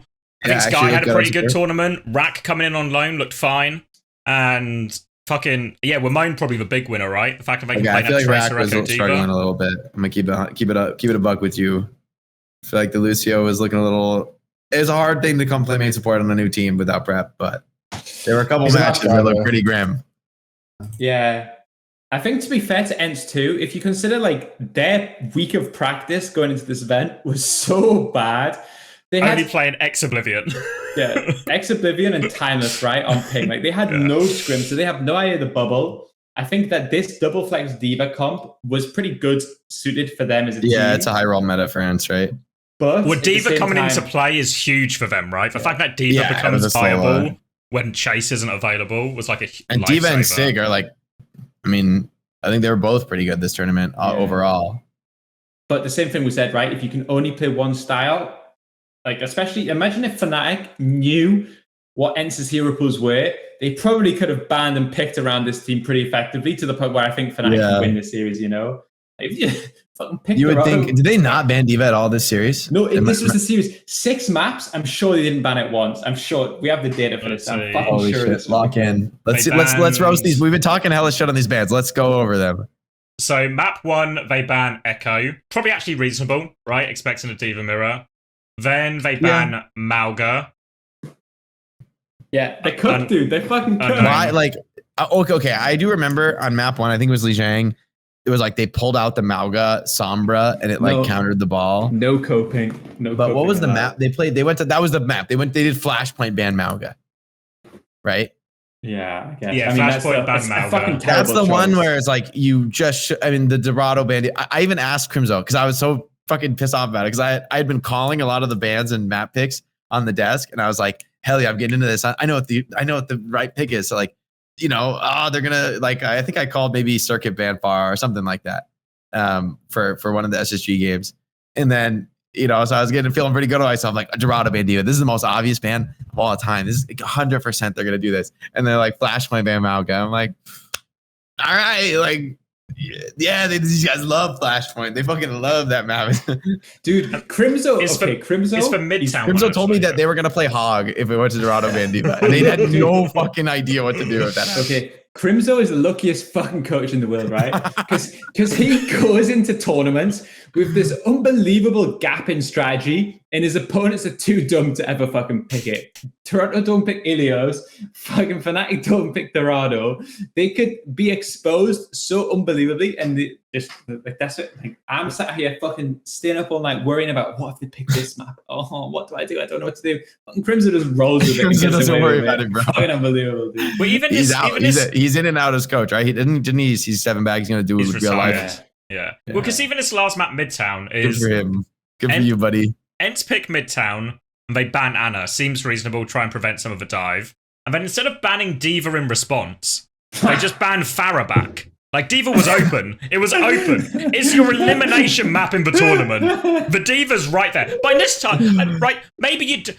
Sure, I don't know who Vestler is. Who's this guy? You've just played him for 4 maps. Maybe you've got... Maybe there's a clue somewhere. There's a clue somewhere.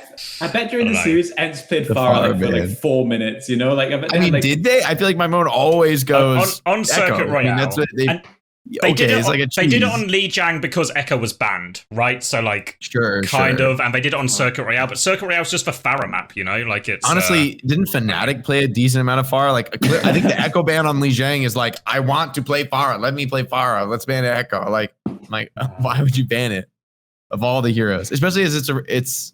I guess it was their first ban. Is it? Do they want to protect a DPS? No, ENCE banned first, I think. Was it? Oh. Because they got the pick, right? They picked, I see. Yeah.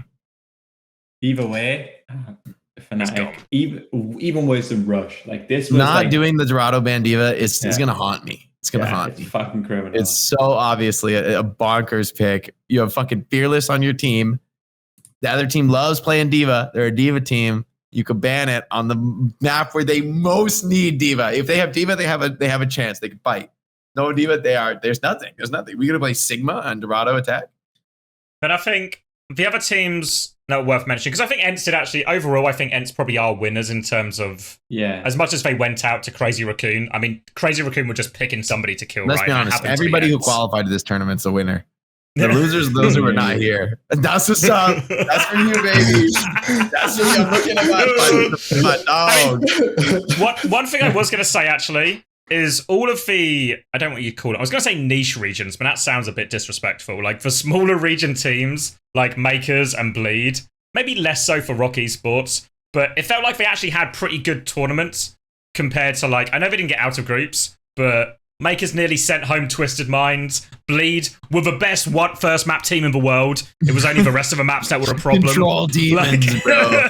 They were built for Overwatch 1. If it was best of ones, baby. Make it to map 5, we're the demon. All we got to do is win one of the middle 3 maps, and we fucking got this series. But pretty respectable showings for, I think, regions that people maybe didn't have huge expectations for, which is probably good for an interregional competition that some of these smaller regions get to like punch up a little bit. You're right, by the way. Max is by far the biggest winner of this fucking event. Like, because he shows up for an event he has no right to be at, gets to go to the safari, and gets a paid gig as an analyst just for fun. But fucking Max, dude. I'm all about just like cleaning up with like no right whatsoever. You know what I mean? Like just showing up and just taking the paycheck. Just got the broom. I'll take this. I'll take this. I mean, I sit there at the moment with this like perplexed look on my face, and it's like it happened again. You know, like it happened again. Like here, you know, it's like when Brother Omar approached me, he's like, "You got a suit?" I'm like, do I have a suit? And it's like, well, I actually packed a suit for this event to cosplay as a coach as a joke. So, like, would you believe it? An unrelated suit he happened to bring to Saudi Arabia. It just lines up. Just lines up. Why did you bring your formal clothes to the event, man? Did you know that you had an analyst gig lined up? And it's like, no, I was actually pretending to be a coach for a day. Like, I was... I bought it for a joke.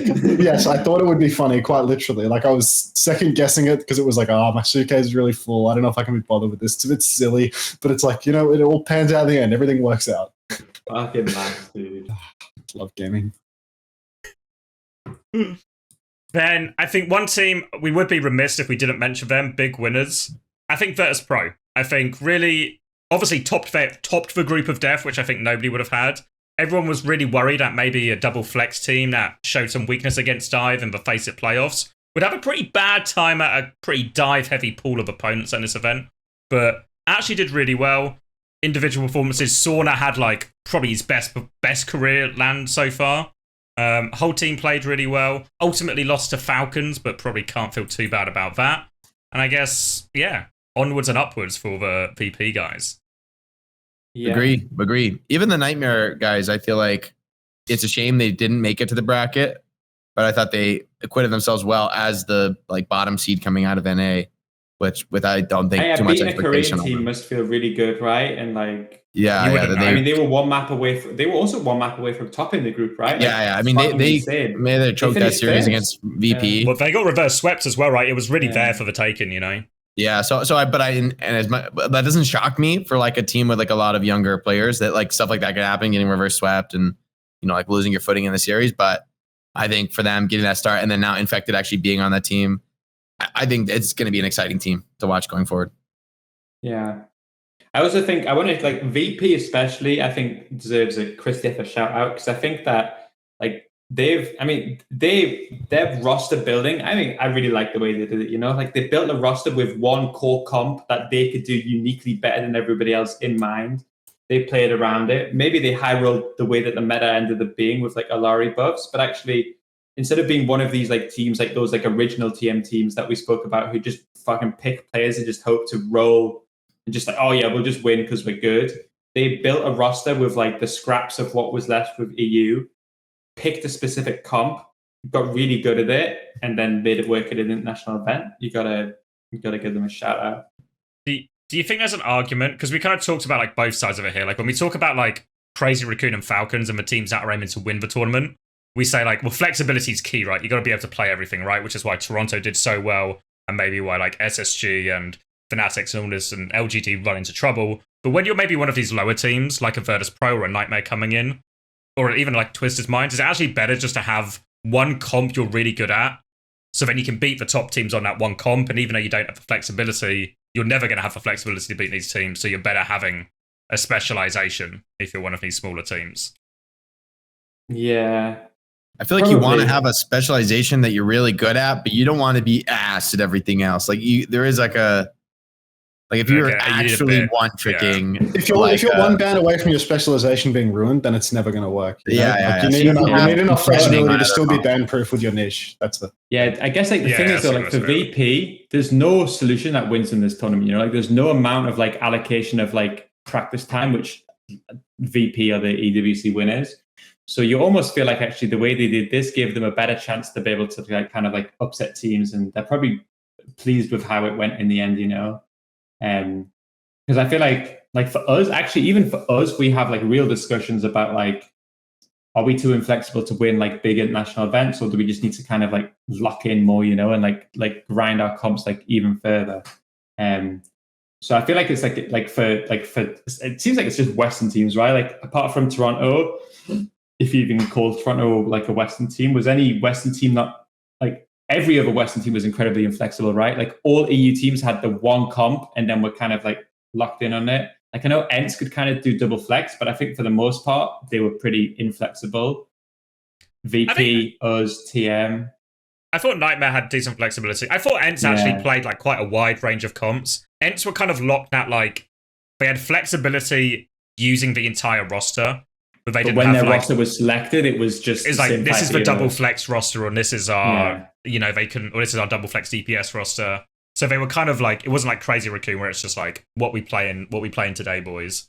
But I felt like ENCE actually showed a pretty good range especially considering they were outside the Korea bubble as well, so they were coming a little bit blind. Same with Nightmare as well, to be honest, right? Yeah. I'll tell you guys one thing that I've come to believe, inviolable truth of Overwatch esports. I don't care what meta everyone's playing. If Bastion or Reaper are not meta heroes, Winston will be in the meta in the end. They're the only two heroes strong enough. Maybe Mauga. Maybe Mauga is the third. Winston is just, how does this hero always the meta? No matter what. Yeah, need to comp is good. It's Winston is always the best. In the end, there's a place for Winston. It's too good at this skill level. Bubble's just good, man. Yeah. Bubble is too broken at this skill level. Coordination, isolating people, it blocks like 80-90% of the heroes in the game. Cannot deal with Bubble, not properly. Oh, wait, we should Only also heroes that just vaporize Winston are playable. We should give a special shout out as well to the outrageous call from Nightmare, which I feel any of us would have immediately rejected on face value, to get into a map 5 situation with Fnatic and go, should we dive mirror these guys? We can fucking have them, can't we? But outrageous respect to make that call, just stick to it, and fucking beat them as well. Yeah, true. Because if they lost, we would fucking roast them. Or we'd be roasting them. But yeah, I do think I put a lot of I put a lot of stock in Infected. I think Infected will be in the next couple years will be one of the better tanks, maybe the best tank out of NA. Because I think he, for his whole career, has played everything. He's like the American someone actually in terms of like he does. I think he's probably better at main tanks, but he genuinely plays everything. And I think like that is such a huge asset, especially if hero bans are like the norm. That's an absurd asset. Like, especially on tank, it matters maybe the most. Hardest to sub out your tank. Like, so much value in that, in my eyes, at least. If I'm building a roster, I'm like desperate to find either one tank that plays everything, we're like fingers crossed, or like two tanks who each need to play 75 to 80% of the heroes. That's the substitute. You can do Smurf and Hanbin. You can do Max and Junbin. Those are okay because they both play 75% plus. So if you're both 50, that's not good enough, I think, actually. Like you should, if they're both 50, at that point just have one tank and just say, fuck it, we're gonna be this weird team that does this stuff. Because 50 is just, you're gonna be vulnerable to counterpicking no matter what, and you might as well commit to your memes getting counterpicked. Versus two tanks. Like if you try and do the even split of like the half the tanks for this guy and half the tanks for that guy, I think you're just so vulnerable in this format. Even with being able to set your roster, it's just there's too much potential for counterpicking. But we talked about it earlier a bit, but the swap game gets really complicated once you've got bans in place as well, because the swaps aren't always what you think they are. So it's really hard to like think the appropriate number of steps ahead to cover your bases. So if you just have someone who can play everything, really valuable, and clearly, obviously, something Nightmare have valued as well. I think we want to get onto like maybe some of the roster changes that have happened in the wake of this, but I guess maybe one person we forgot to, I guess, do what we're now calling a Christiefer special shout out is Smash. I think should get a lot of credit as well for Virtus Pro's success. Like I think he's dipped from the roster now as well, but like came in for the tournament and I think really did seem to help them get the best out of their Korean boot camp. And the Virtus Pro we saw in Face It playoffs was not as good as the final version we saw at Esports World Cup. Agreed. Shout out Smash. Yeah, Christiefer special shout out to Smash. You know, came back in for a comp where like the angles are really important. And just took it away, like actual pure classic. You were saying like, you know, really great, like good stuff from VP to like take the vestiges of the European talent and like cobble it all together to get like a high skill comp that worked for them. Then they found the coach, you know, they found the one guy that's like the king of angles, you know, they brought him back from the fucking grave just for this like one generational run. Destined to hold an angle. Born to it. And then, like, you know, speaking of which, you know, like straight away afterwards, I saw him on Twitter. He went back to Korea and he's like just chilling with the Guards Valorant team, dude. Like angles, they're pervasive in his life. You know, it's like he genuinely finds a team of people that just hold angles like straight away. He leaves the Overwatch team and he finds the old guys from the Guard as well, just to get another angle game going. All right, and I think that wraps us for teams. Unless there's anyone we feel we've overlooked or forgotten. Just a quick sense check. And no one's been shafted, I don't think. I mean, maybe Gaming Gladiators, but I don't know if there's anything really worth saying. They kind of won the games you'd think they would win, and lost the games you'd expect them to lose. Yeah. So, I think overall, Esports World Cup a success. Crazy Raccoon seemed very much unbeatable and destined to ruin everyone's lives at Stockholm as well. I mean, maybe one of the biggest losers now are the poor people who have to organise Stockholm when they've been set. All the players have just come off the Esports World Cup and had unreasonable standards set for hospitality and benefits and everything else. And the poor people organising Stockholm are going to have to try and replicate that with probably about an 80th of the budget or something. I'm gonna request a safari just in case. See you at the Stockholm Safari. So where do I book the safari in Stockholm? I know I was looking at the spreadsheet and I can't find the masseuse's office either. Like we had a booking for ziplining on day 3. Where's the ziplining? You know I'm a pro, right? You know that, right? Esports pro. I'm one of the teams. Yeah. Where's the player lounge? Yeah, with the foosball. I wanted to play some foosball. I had an urge, so I just I will not travel to the venue unless my bus is branded. I hope you know that. No bus wrap. I don't ride. I don't get the fuck out of bed. I'm not getting in a marked car. I'm only getting in branded cars. Who do you think I am?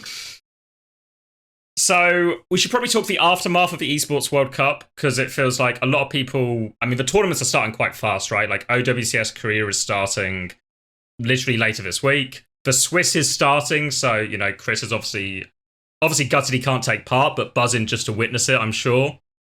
So everyone has moved pretty quickly because the deadline as such is also the Friday the 9th, I think, for both tournaments. So we can kind of approach them in just a scatterbrained order. Fearless off Zeta Division, maybe not a huge surprise. It felt like he was very much just, you know, in it for the tournament, see what happens. And they've now signed, let me get this right, He Sung, not He Sang, He Sung, who is from what I hear, a high-ranked like Winston player off Korean ladder. No, I have a piece for this guy. He's not he's not a Winston player. Well, he's a Winston player, but he's not your typical like high-ranked Winston player. This guy's next up. This guy's like actually completely next up. He's like I'll call it now. Like you could have called this like a year and a half ago. Like this guy's like the next someone type player, like 100%.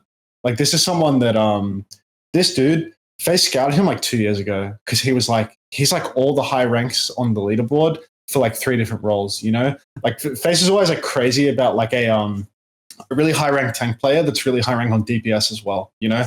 Like that's something like you actually don't see that a lot across the roles, where it's like they're a really high ranked main tank player, but they can also get really, really high ranks on the DPS. And Hee-sung is someone who, like, I think it was already like 2 years ago, you know? It was when we were thinking about like Dante, or maybe it was a year ago, maybe it was when we were thinking about replacing Dante, but like came across this guy where it's just like ultra high rank on like so many different heroes and like multiple accounts too. It's like you look at the leaderboard and you're like, who is this guy? And then it's like, oh, it's that Hee-sung guy again.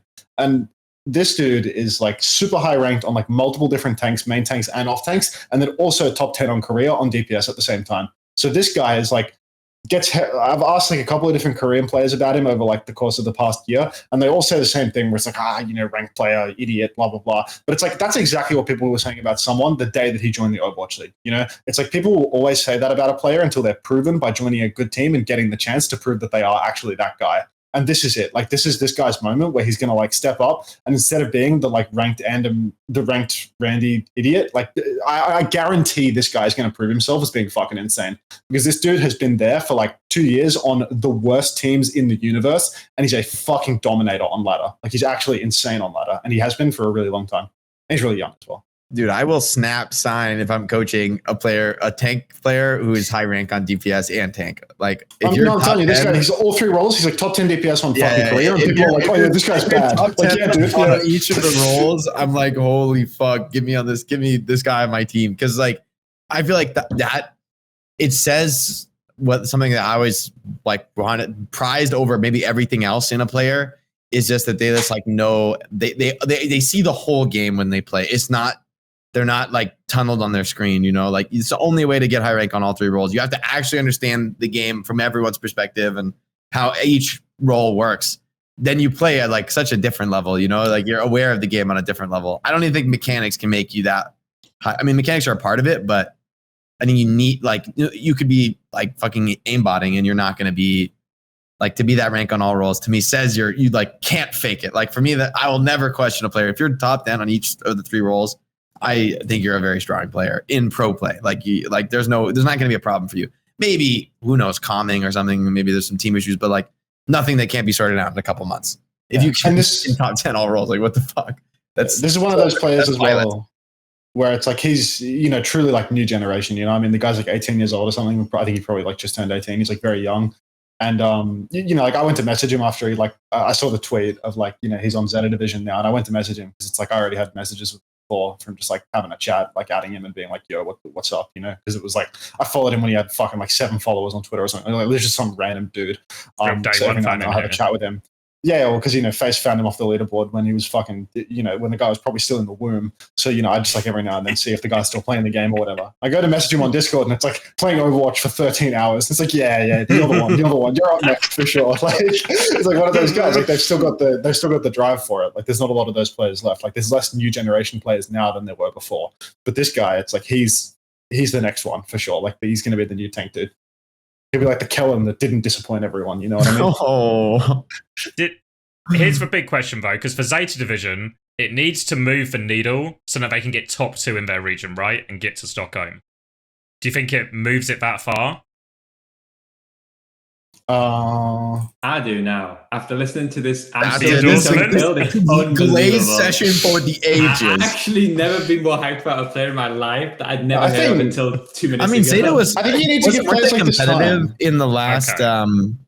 Weren't they competitive in the last time? Like, wasn't it like a final map to decide who goes to Dallas? Yeah, exactly. Yeah, so I think you can make a decent argument that maybe I'm not saying they're gonna win, but like I think it's probably still going to be pretty competitive. This guy's that guy like that. I mean, hard to say. There's an X factor of like competing and pressure moments on stage. That's the biggest X factor with like a rookie. But I also don't believe that's ever a long-term problem unless you have like a major personality issue where you like cannot handle the pressure. But like if you're getting rank 1 on multiple accounts, I can't imagine you're all that worried about pressure. Yeah.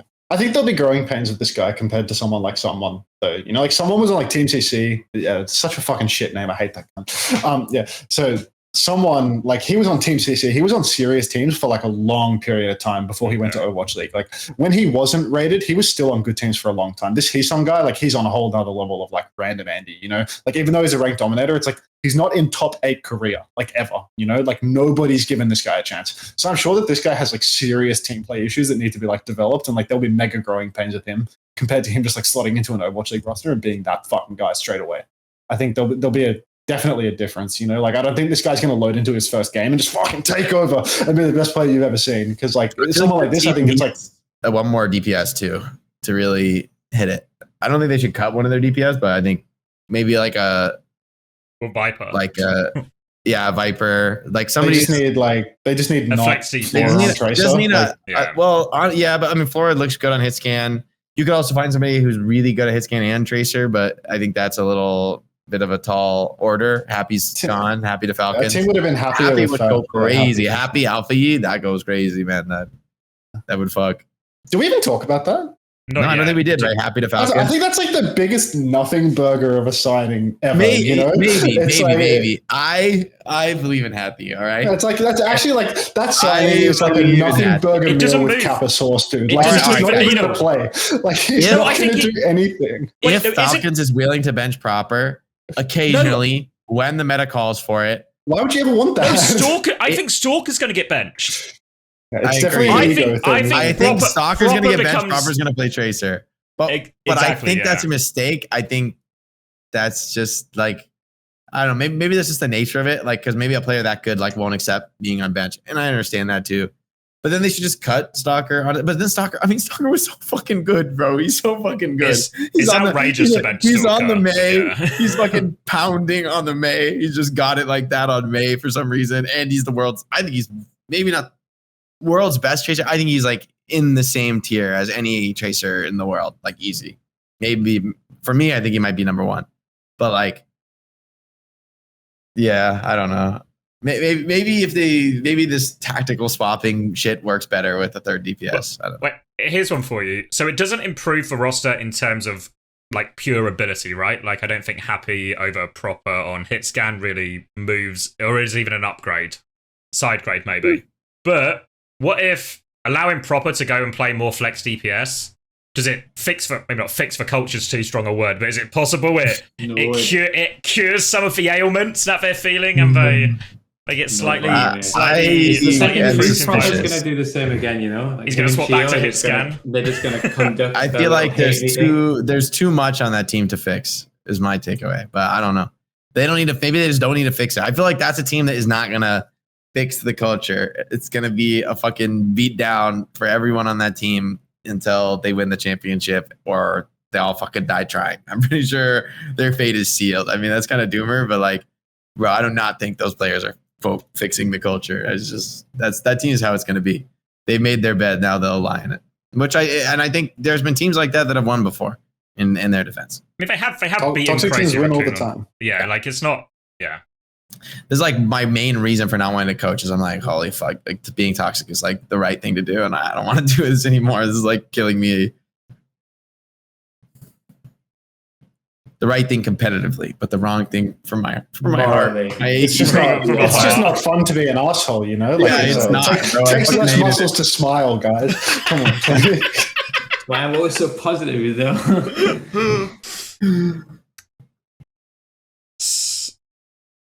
So yeah, a weird signing. I don't know how. Yeah, I don't imagine we'll see anything massively shift. Then another team that have made only cuts has been Fnatic, who have cut both Viper and Attack, which means it goes back to. Well, I say goes back to. So it's just going to be Donghack, Checkmate, Knife, which to be fair feels quite reasonable, and Izzyaki and Lee Jae-gong both stay.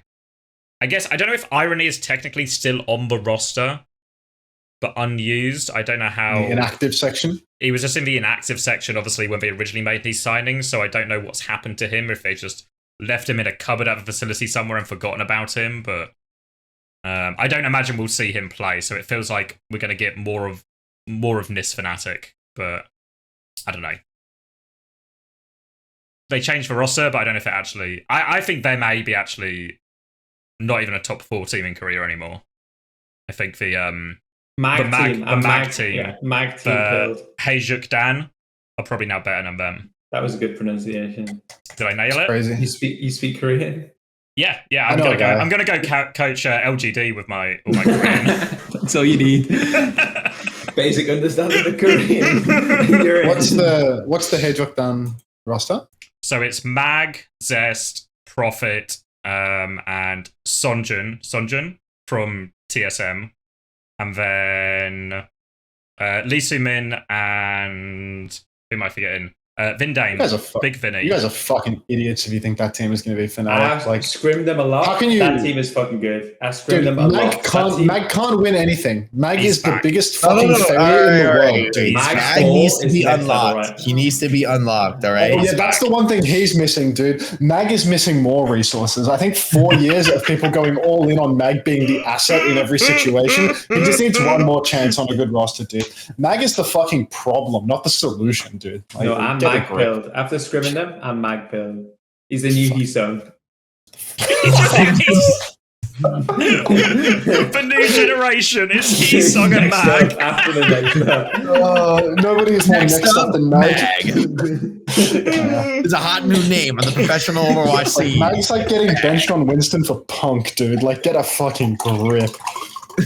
He's back. Don't worry about Mag. It is crazy to me, like this. I feel like this is because in the end, like esports, right? I feel like we are at the very beginning of esports in general, in the sense that, like, I don't know, in 100 fucking years, I guarantee you people are going to be finding a way to compete on some kind of digital battlefield, right? But, you know, so in the way we're at like the very beginning of it and the professionalization is still like super low. But it is crazy to think, like, I don't know, you think about these like professional, maybe it's true, maybe it's never going to go away, because like, you think about like professional basketball or something, there's still like the crazy egos and stuff.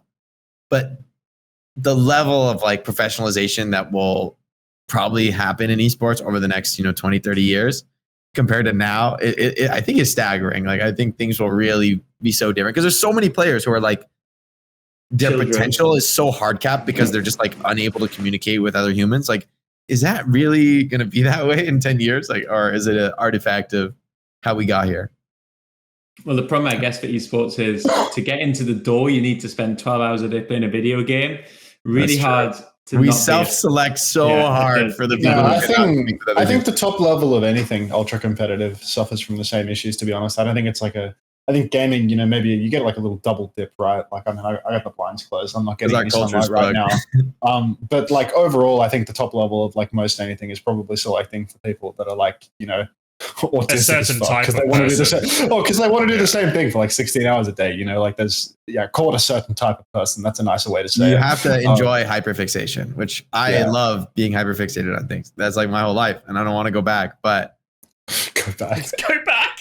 Go back. Not the other, the other I way. wanna Yeah, go no, back. it's like, what's that, like before the Pfizer shot or something? Like, what happened, buddy? Like, what Back turned you when around I the was corner? 6 years old and my parents used to make me play sports. Fuck that shit, bro.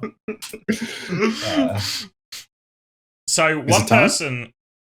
person who does believe in the future of esports is a man named Flack, who is investing like no man really has invested, I think, in any of these teams without like an entire organization behind him. So they bought out Infected from NRG to form Nightmare. The Nightmare that we saw compete at the Esports World Cup is now the Nightmare we'll see continue to compete.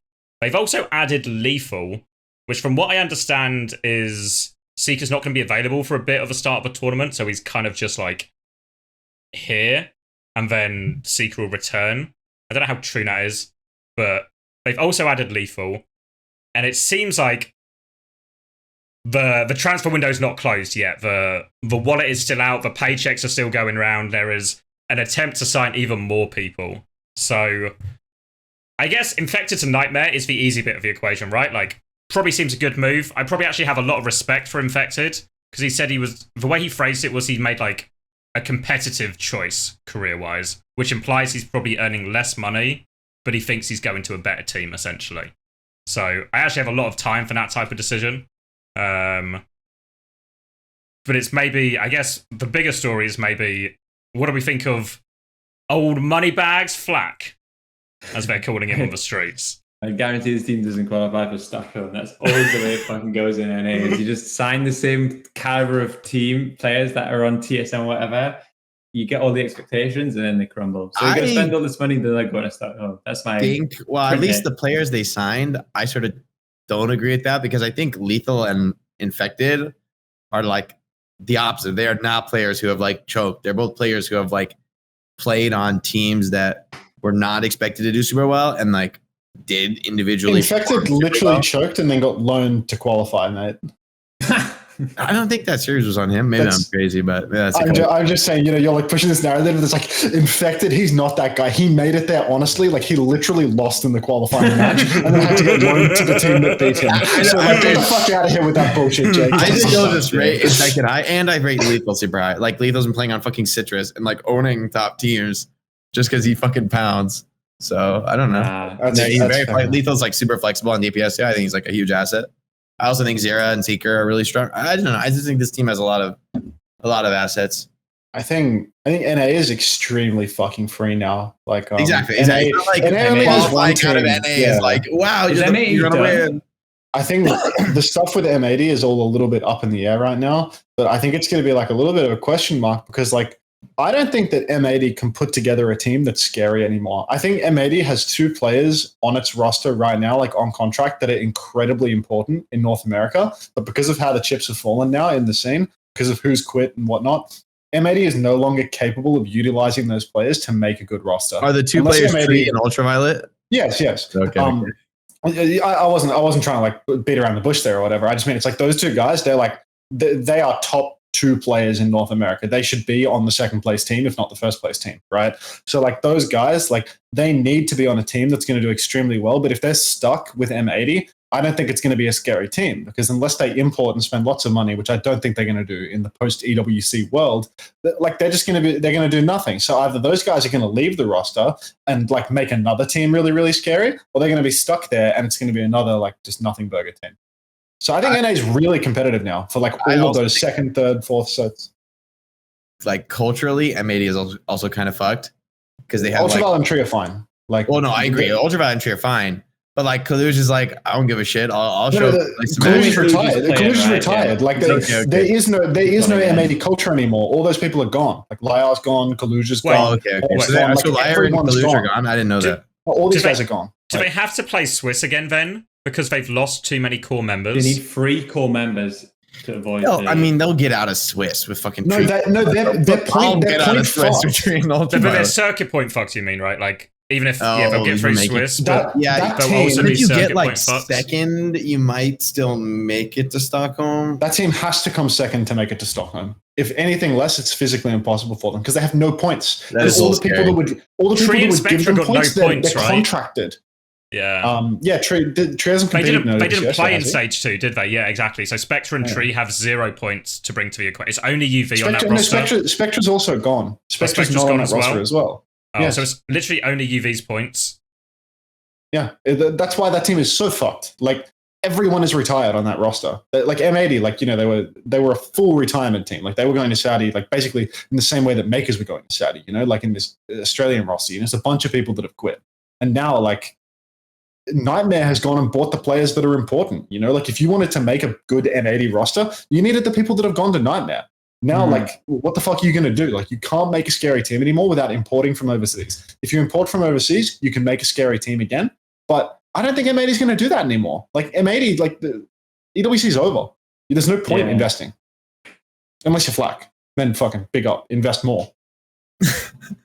Tree is the one then. If they let him go, whoever Tree is next up. Talk about a player is next up who I feel like everyone knows is next up. It's controversial. Very hot take by me. Tree is pretty good at Overwatch. He's all right. He's okay. The word on the street, unconfirmed rumors, is Nightmare tried to buy Tree. It was too expensive. So Nightmare are actually the ones. Then, right?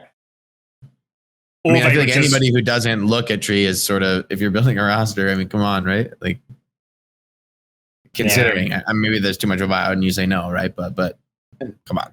I feel like M80 going to shreds, if they are scrapping, I feel like, come on, Tree and UV got to be on teams. If M80 is going to stop Tree from going to a team like Nightmare, I really hope that they're going to like put some effort in to try and actually win it. You know, like if they don't import after doing that, then they're just like fucking that guy. You know, Tree is just like in like this endless line of getting fucking rolled by like the format and the rules and stuff like that because he's been ineligible to play for so long because he's young, yada yada yada. It's like someone that's obviously been the next up player for so long, but is just too young to do it. And now like finally he's old enough and he's stuck on the roster that has one other player and they're just contract cuffing him. Like I hope that's not where it winds up. You know. Because eating shit at that point, it's just over. Yeah. But it's like you said, the bigger problem is even if they picked money, it's like really hard to actually build a competitive roster, right? You can always do something with Koreans. You know, there's like 15 million Korean elite players just like chilling in the wings. You know, it's like bring back Decay for a laugh. You know, like they need. If you want a team with a culture problem, look at M80. You know, like just get. Yeah. But if you go all in, bro, you get all the culture problems together. Well, what's the difference between having a bunch of problems and having loads of problems? You know, nothing. You've still got problems. You might as well double down. Fuck it. You got problems? Shoot up some heroin. That's from CommanderX, baby. Oh, jeez. I mean, we're quoting Jake here. That's like could be a new title.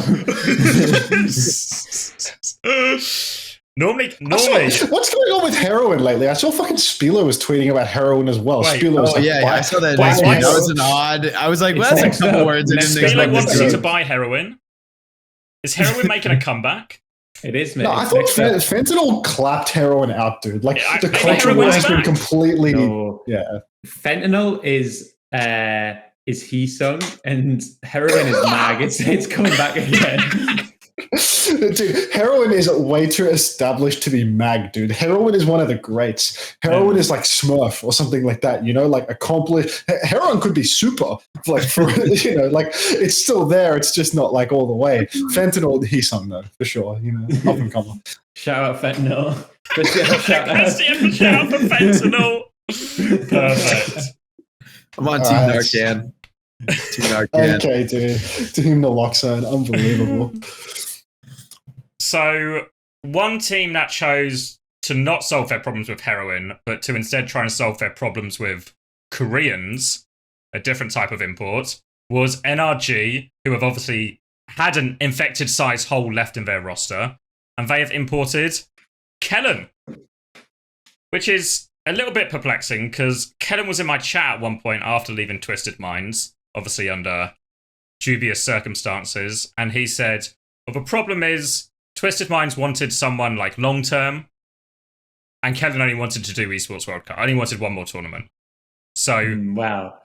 Maybe the reason he wanted to do one more tournament is because he couldn't fucking stand it because it was unbearable to play on that roster. So he's going to we named Crazy Raccoon the Culture Kings, but maybe second place Culture NRG is Kings. probably a fun team to play on. Probably NRG, right? Surely.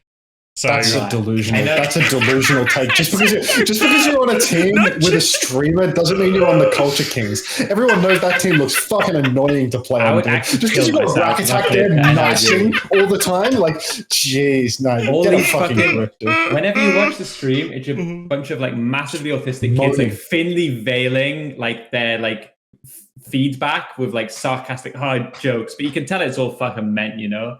No, that team's fuck. Also, can we talk about Cal for a second? After Cal didn't qualify for World Cup, did Cal not come into your stream and say, all right, guys, that's it. I'm officially done. I thought I'd be the first to let you guys know I'm hanging up my boots. I'll let you all know I'm retiring. Cal is just white proper, dude. Like, he's just a white proper. I'm retiring. Oh. He's still fucking in it, asking about fucking salaries and stuff. So nice retirement, buddy. You just wanted to farm all the CommanderX heads. Hey, all right, there's a proud tradition in esports of fake retiring, and I would like you guys to respect that. I seem to have become the place to come and announce your fake retirement. I have had some fake retirements myself, and I'm a big supporter. I would like others to partake in this proud tradition, and so I will not criticize anyone for a fake retirement. So yeah, it's hard to know, bro. Like, it's hard to know what you want in fucking esports because who knows what's going to happen next year. No. I think there's an argument. It's hard to know, but what is avoidable is announcing it all the time, right? If you're not sure on something, just don't announce it. You don't have. No one's forcing an announcement. Don't stop announcing things you're not sure of. You know. Answer me this then, smart guys. If it's so hard to know, how come every time someone retires, I know they're not retired? How do I know? Because they've got nothing else to do. Yeah, it's not hard to know. Everyone except the person retiring knows. Like, no, you got fucking love and you're back. It's the people who are like, all right, I'm out. That's who you believe. It's like Crimzo. I kind of believe it. Yeah, Crimzo, I believe. He's out. Yeah. There's not like a big song and dance about it. They're just like, it's the ones that say nothing. They just like, that's it. That's a green flag for retirement. They just ghost you, bro. Like, I'm off to live my life. Yeah. Some people are just they're a little bit too addicted to the loop, you know. I think it's weird because I don't think I'd ever like quote unquote retire. I can imagine a world where like esports town just isn't paying the bills, and I go to school or I get a job and I do something else.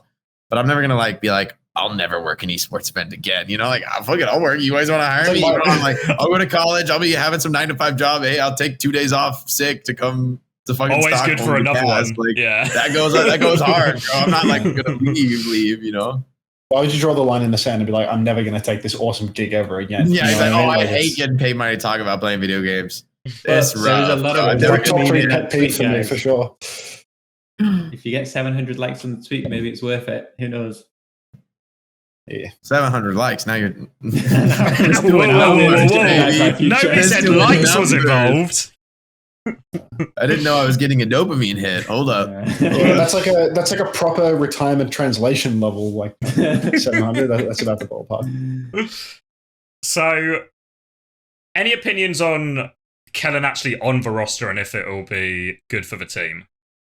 Probably the best signing they could have made, honestly, agreed. right? I don't see who would be better. No better local options. I think Kellen's good. I think Kellen's always been a good player. I think Kellen's like Mag, but better, you know? Like, Kellen has never really been a massive problem on his roster, but he's always on a bad team, no matter what. You know what I mean? Like, it's actually impossible to separate Kellen from a bad team. So he must be a part of the problem. It's just not, like, mega obvious. But I think he's pretty good, you know? Like, he's a really, really flexible main tank player. Like, he's a main tank player that can definitely play the off tanks. Like, he can play Sigma and stuff like that. And I think a style of player like him, like, that's actively rewarded if they do more hero bans and stuff like that. I think Kellen would have been a great player to have for EWC on a roster that wasn't Twisted Minds, you know? I think you can slot Kellen in to a flexible team, and he will be a flexible player that fits that bill. He's just not as exceptional at anything as someone like someone. Or his son, you know, my goat.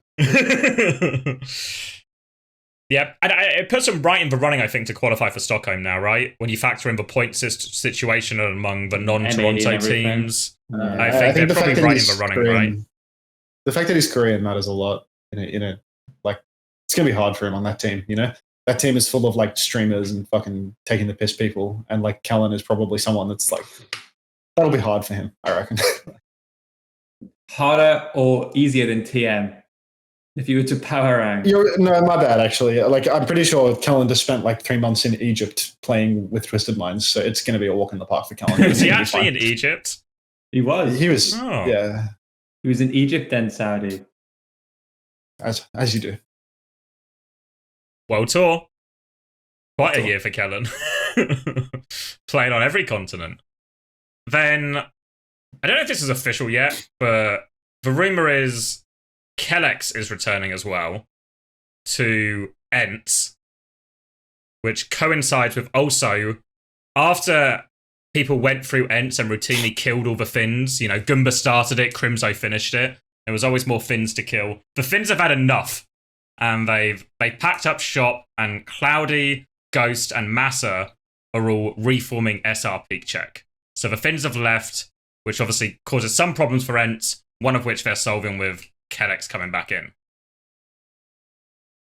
Why don't they get Vess as well at that point? You know, like Vestal is the missing. I guess Cloudy wants to play. Because Cloudy wants to play, they can stream all their stuff and probably. It's probably like a fun SR Peak Check. I guarantee they get that. They'll get Phi and they'll just play Rhyme Sim everywhere. It'll be like Phi Damned or something, cool. Right? Like it'll be fun. Yeah. Like I don't think it's going to stream everything. They're not going to win it, but it'll be fun.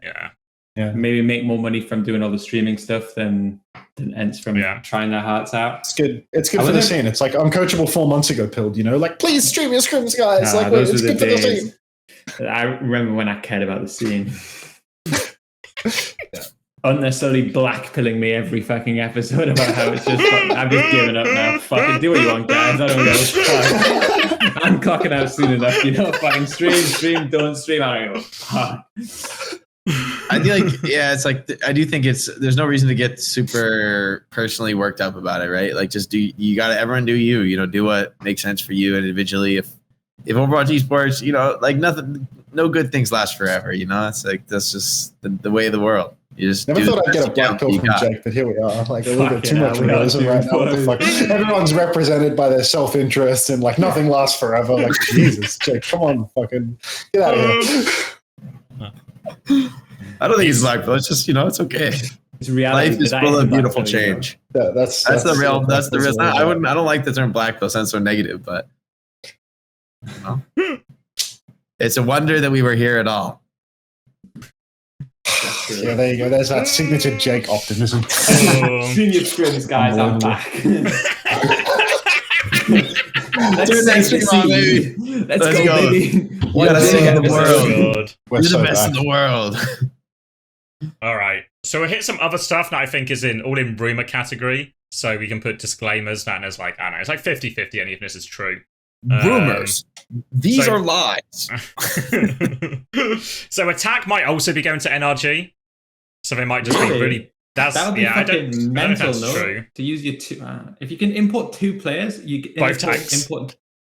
Well, the rest of the roster's set, right? The rest of the roster's set. Gaming house. These all have too much money, dude. Kellen's already like flexible. That's such a straight. I feel like I can't believe that NRG is going to get a 2. No, I can't see it. Doesn't make sense. That's why it's in the rumor category. It's in the they got all that category. money from selling Infected, though. So, you know, maybe they're just trying to throw it back out there. It's good to put the money back in the economy, you know. Otherwise, it goes out of the esports ecosystem. So we need to keep economics. That's what they call it. Just keep buying and selling players between each other. Keep handing the same money around in circles, and it's a sustainable business. I promise. I think Madoff wants to have a word with you. Like, unbelievable. Then also in the rumor category, so is CJ leaving TSM and going to Nightmare, which will also be courtesy of the Flak buyout fund, which is an interesting one because I thought Z actually had a really good Esports World Cup, and a bit surprised, I guess, unless it's a double flexible angle, but it feels a bit of a weird one to me when Z played so well. If it does turn out to be true, but maybe just kill the competition. I think if Nightmare really wants to win and go to Stockholm, it actually makes like total sense to do the like roster hoarding thing. You know, it's like you're a team with money. There's a bunch of teams that don't have money, so you should just like full talent hoard all of the people in the region. Not to say that this is like the ethical option or anything like that, but I think it makes total sense. You know, it's like get yourself 2 flex supports, get yourself a lethal, and then get another DPS. Like just get as many people as you possibly can on your roster, stack the fuck out of it so that you're not competing against them. And then it's like, not only do you have a strong roster, the enemy can't have a strong roster. I think that's really important if you want to win. that was like that's the strategy to win in like a crappy small region, is to just stack your roster with as many people that want to go on a holiday as possible. And I think that, if that's the approach that Flack is taking there, then good power to him, That system does have the under seal of approval for tried it once, 100% result. I mean, it was Gumba theory before that, that's what Gumba was always thinking about. It's like, it's not just how can I improve my roster the most, it's how can I fuck the enemy the most. So then, but being scared of TSM, crazy. Well, following on from that, the rumor is that Anian will be taking that spot on TSM. And this often happens, right? There's some kind of dominoes of like whoever moves, a bunch of flex supports behind them or whatever Ron moved to fill them. So that's the rumored replacement. Then I think the only other major rumor that exists right now is there's a new EMEA team, which is Hybrid, Cookie, Crook, Crispy, and I think it's going to be China as well. Probably like top 8 OWCS, right? Yeah, I mean, look, we can there's the roster announcement. We did it. Shout out. Just a normal shout out, not a Christy effort. Just a normal shout out, and like an acknowledgement. Yeah. All right, then I think, I don't think I've missed any, but I think that's all the sort of like catch up, and then obviously we'll be going back into like a normal OWCS cycle. Any final closing thoughts on any of the roster moves? Any future hopes for the scene for the Esports World Cup, or it might be quiz o'clock? Just like really hoping for a quiz, to be honest. Like that's Quiz probably me, the thing in baby. my future. Light me up. I've got great news then. I'm about to get fucked up by this quiz. All right. There's one potential downside of today's quiz. That's as if you guys have been active on Twitter, you've probably seen all the answers. But what we're going to do is an Esports World Cup theme one. We're going to go with the top 10 most banned heroes. But to make it a bit interesting, because it's easy, if you get one wrong, I got nothing here. You are locked out forever, okay? I didn't mean to do any awkward hand signals there. Yeah, that was fucking crazy, actually. No, I caught myself. I thought, I'm not looking to do that. You caught yourself after you finished the motion, dude. You're cool. Our thumbnail was going to go so hard this week. That could be the thumbnail on top of Jake's title, and boom, the most demonetized video in YouTube history. Yeah, so it's normal. We'll go around in circles, but if you get one wrong, you're locked out forever, so you can't win the quiz. So make sure that you don't get one wrong.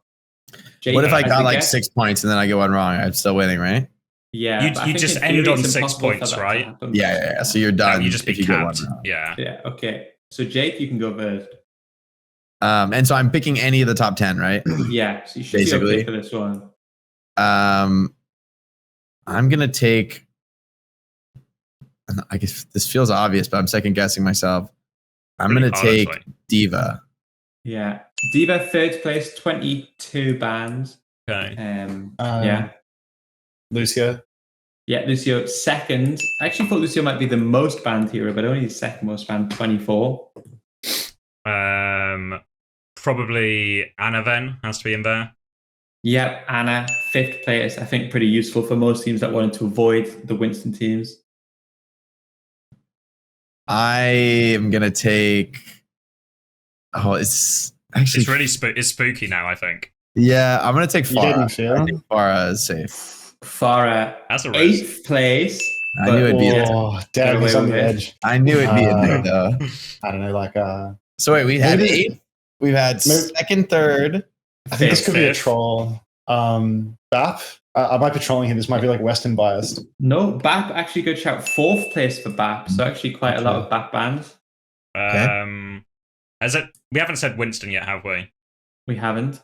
I'm going to say Winston right now then. First place, Winston, the most banned hero. Maybe not terribly surprising. I'm going to say... Now it's hard. I'm going to say Kiriko. Yeah, good shout. Kiriko's good. Sixth place. Yeah, obviously pretty... That's what I was going to say, Kiriko. I think this is the troll pick because I think so many people didn't play it But like, I'm just going to assume that the stats got padded by that one team that did it, and I'll say Alari. You know, that one team that did it as map 1. It's like, this is the gamble pick. Good shout. Obviously, a lot of VP bans, but also a few Admiral bans in there too. Wait. To be fair, did Admiral not have a good Alari actually at this tournament?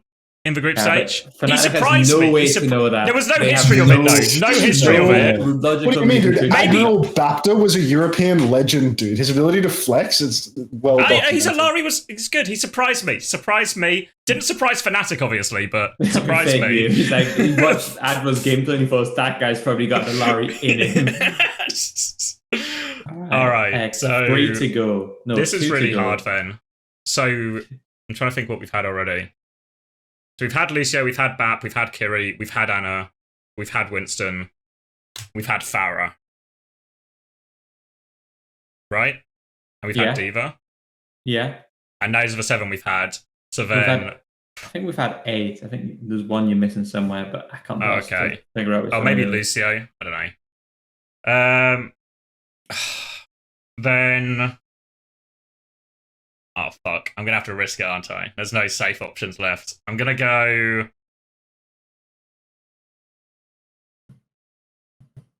Sigma, maybe? You are locked out, my friend. Sigma is 13. Shit. I only want to know this. So there's 2 remaining, right, in the top 10? Yeah. 10th and 7th. Which 10th and 7th? Okay, 10th and 7th. All right. Wait, am I up, right? Yeah, you're I think at this point, because it's the 2 of us and there's 2 options left, we should both just be able to guess. And like, this point, I want to go longer about the order. I mean, you don't want to go first. Okay, so like you're a pussy then, basically. Like you're scared. You want to pretend, you know? Okay, so it's like we've got prizes for this one. I'm thinking it's like, was it that important that was anyone even banning this? I can't remember.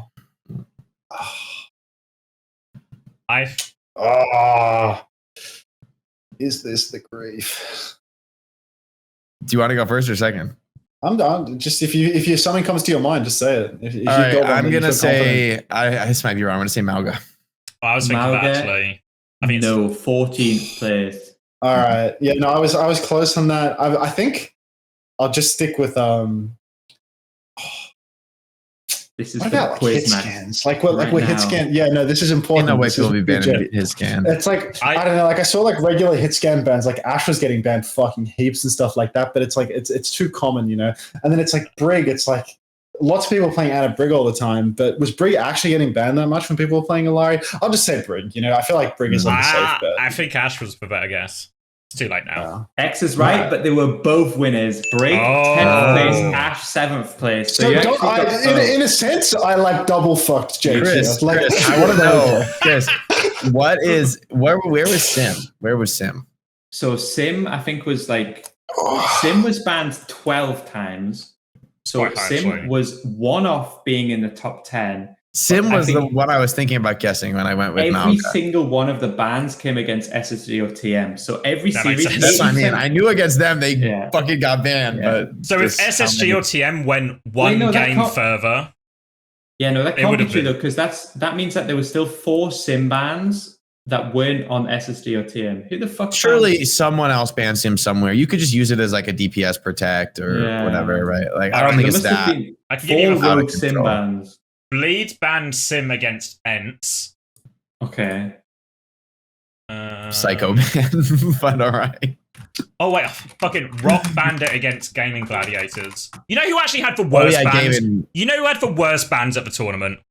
Rock Esports. It feels unreasonable to take shots at South America in this tournament, but not only did they make nonsense bans with no research, they always gave the other team, they would have ban advantage, and they gave the ban to the other team. They would ban second all the time, even early on in the series. So it maybe wouldn't have changed the results, I'll give you that. I don't think it changes their placement if they had better bans, but as someone who had to cast all 3 Rock games, I was fuming. Why did Crazy Raccoon ban second on the first map of their series versus Falcons? It's a I mean, it's at... Also, this is actually my hot take. Yeah, my take was that it was like an ego thing. Like they were so confident that they were going to win that they did it to like...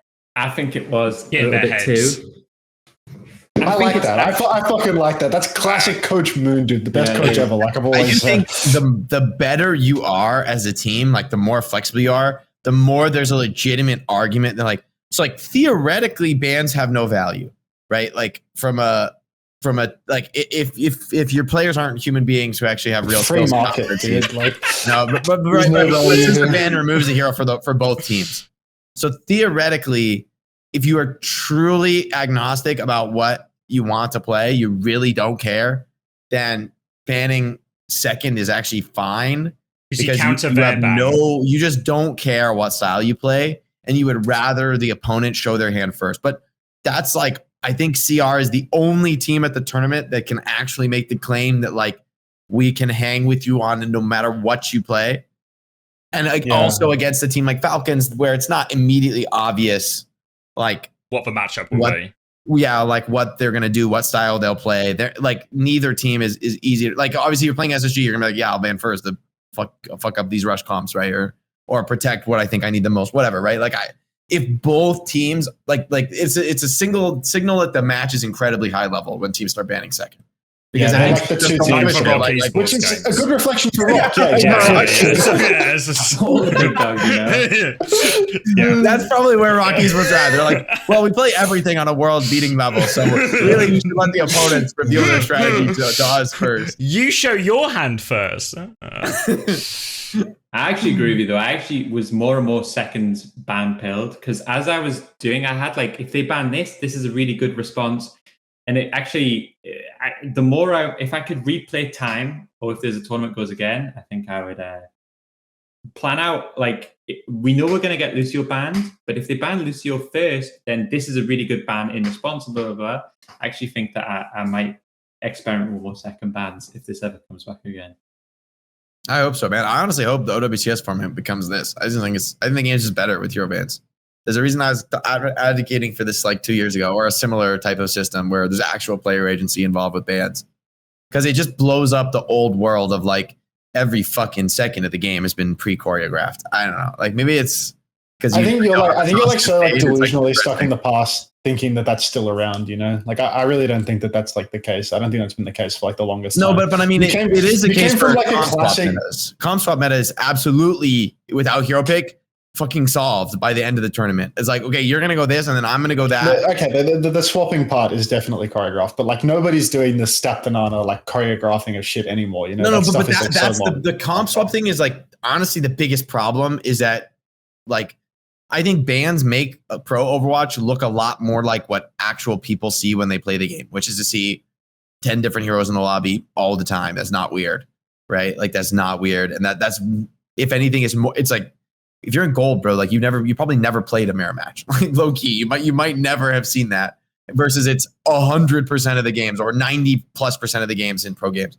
And so I think that is a huge problem. It actually matters way more than like whether you practice your strat or not. It's just that like there is huge hero diversity. I think it's like maybe the most important thing we can solve as an esport is that we have to have diverse heroes. Like the fucking casuals do not want to watch a perfect fucking Winston Diva dive mirror immaculate execution. At least in my opinion, other than like the hit scan popping off is always exciting and the crazy individual pop-ups are always gonna be exciting.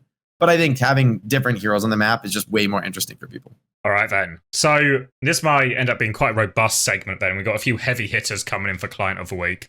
So I want to start with someone who maybe isn't the obvious choice and almost definitely won't win given the caliber of some of the other clients in contention. But while I was at the Esports World Cup, I ran into a friend of mine, Haddy. And Haddy was very much asked me if he could have one of our Client of the Week t-shirts, which are available right now. You can find the link below. Go buy it. The link will pop up somewhere above us right now. You can literally go buy the stuff and have your very own Client of the Week t-shirt, Client of the Week mug. Obviously, Uncoachable-shop.4thwall.com, by the way. Exactly.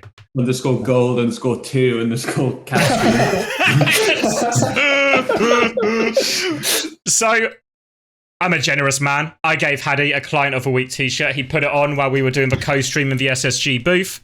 All good. You know what happened the very next day as Haddy boarded his plane to go home? He lost the fucking shirt. He lost the shirt. So he's not going to win. Sense. but he's What a shit influencer, bro. a really client of the week. And he wears it once, loses it. I mean, that is. I forgot to take my Uncoachable merch home. I just took your money home instead. Like, unbelievable. Yeah. All right, so then I guess there's two obvious candidates. Does anyone have a preference of where we start? Let's start with Yubi.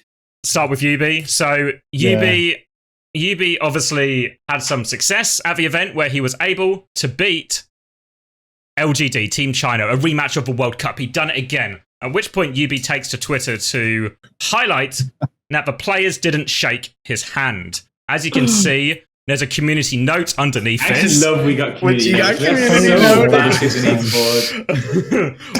Which highlights that this maybe wasn't the entire footage, which maybe shows a little bit more of... It's still a little bit muddled. Like, I think there is an element here that Team LGD could have been a little bit more switched on, that they were ready to handshake these other players.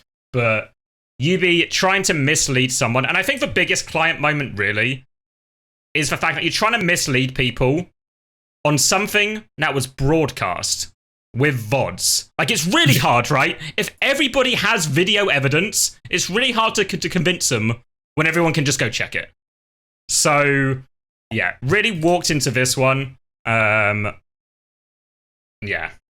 I think he must believe it. I think he must believe that they didn't want to shake their hands, because I talked to him. I talked to him like soon after their match, and he's like, they didn't shake our hands. Like, he wasn't like crafting this narrative, you know, like straight away he's like, we won the match and then we went over to them and they didn't shake our hands, you know, like that's like he for sure believed it. Like there's no way that he was trying to mislead the world. This happened all the time where you would go over and there'd be a player who's just like staring at the screen and you like tap their shoulder and then they're like, oh shit, and then they shake your hand. That was like, it's a very normal occurrence in a post esports match, right? Like, especially one like this. There's not like a huge stage where.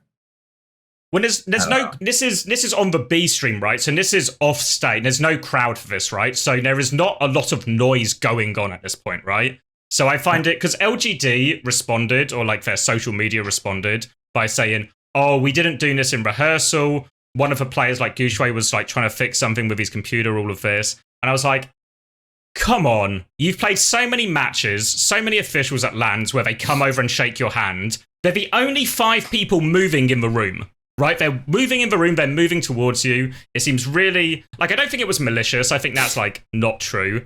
But I do feel like LGD are also a little bit culpable of just being, like, a little bit inconsiderate, right? Like, if this happened in a sports game, it would be called bad sportsmanship from LGD, right? To not be paying enough attention to at least get a handshake on the go. Takes losses so bad, actually, right? Because it was the same with the fucking key thing. Like, actually, like immediately after a loss, this guy's just like locked into the voices in his head. You know, it's like I definitely think the Chinese players didn't want to shake their hands. Like, honestly, I mean, not to just like fucking dick ride, throw some gas on it. No, but seriously, like, you're gonna fucking convince me that like they were just incapable of turning around and shaking their hands, like saying like, oh, the Saudi players got over there so quick, bro. They ain't moving quick, dude. You seen TVNT? That guy's not fast on his feet, bro. They had time. It's like they weren't stuck, glued to the screens, unable to turn around for like half a second. They're super land seasoned. Like, the only reason that you wouldn't be turned around ready to shake their hand is because you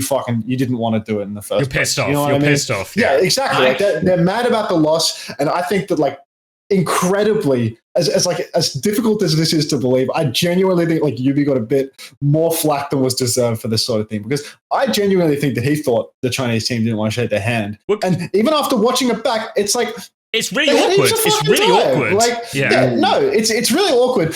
And it's like, you don't see the Chinese guys like turning around and trying to be like, yeah, no, you know, like they're not trying to do that. They're just sitting there, dude. Like, they don't fucking care. Like, they're happy to have them walk by without shaking hands. If you look at this 100%. moment here, like when Yubi gets to the end of the aisle and turns around, basically, you see him turn to TVNT and just fucking like laugh and kind of shrug like, oh, guess they're not shaking my fucking hand today then, you know? Like, it's at this moment here, he thinks he's been mugged off.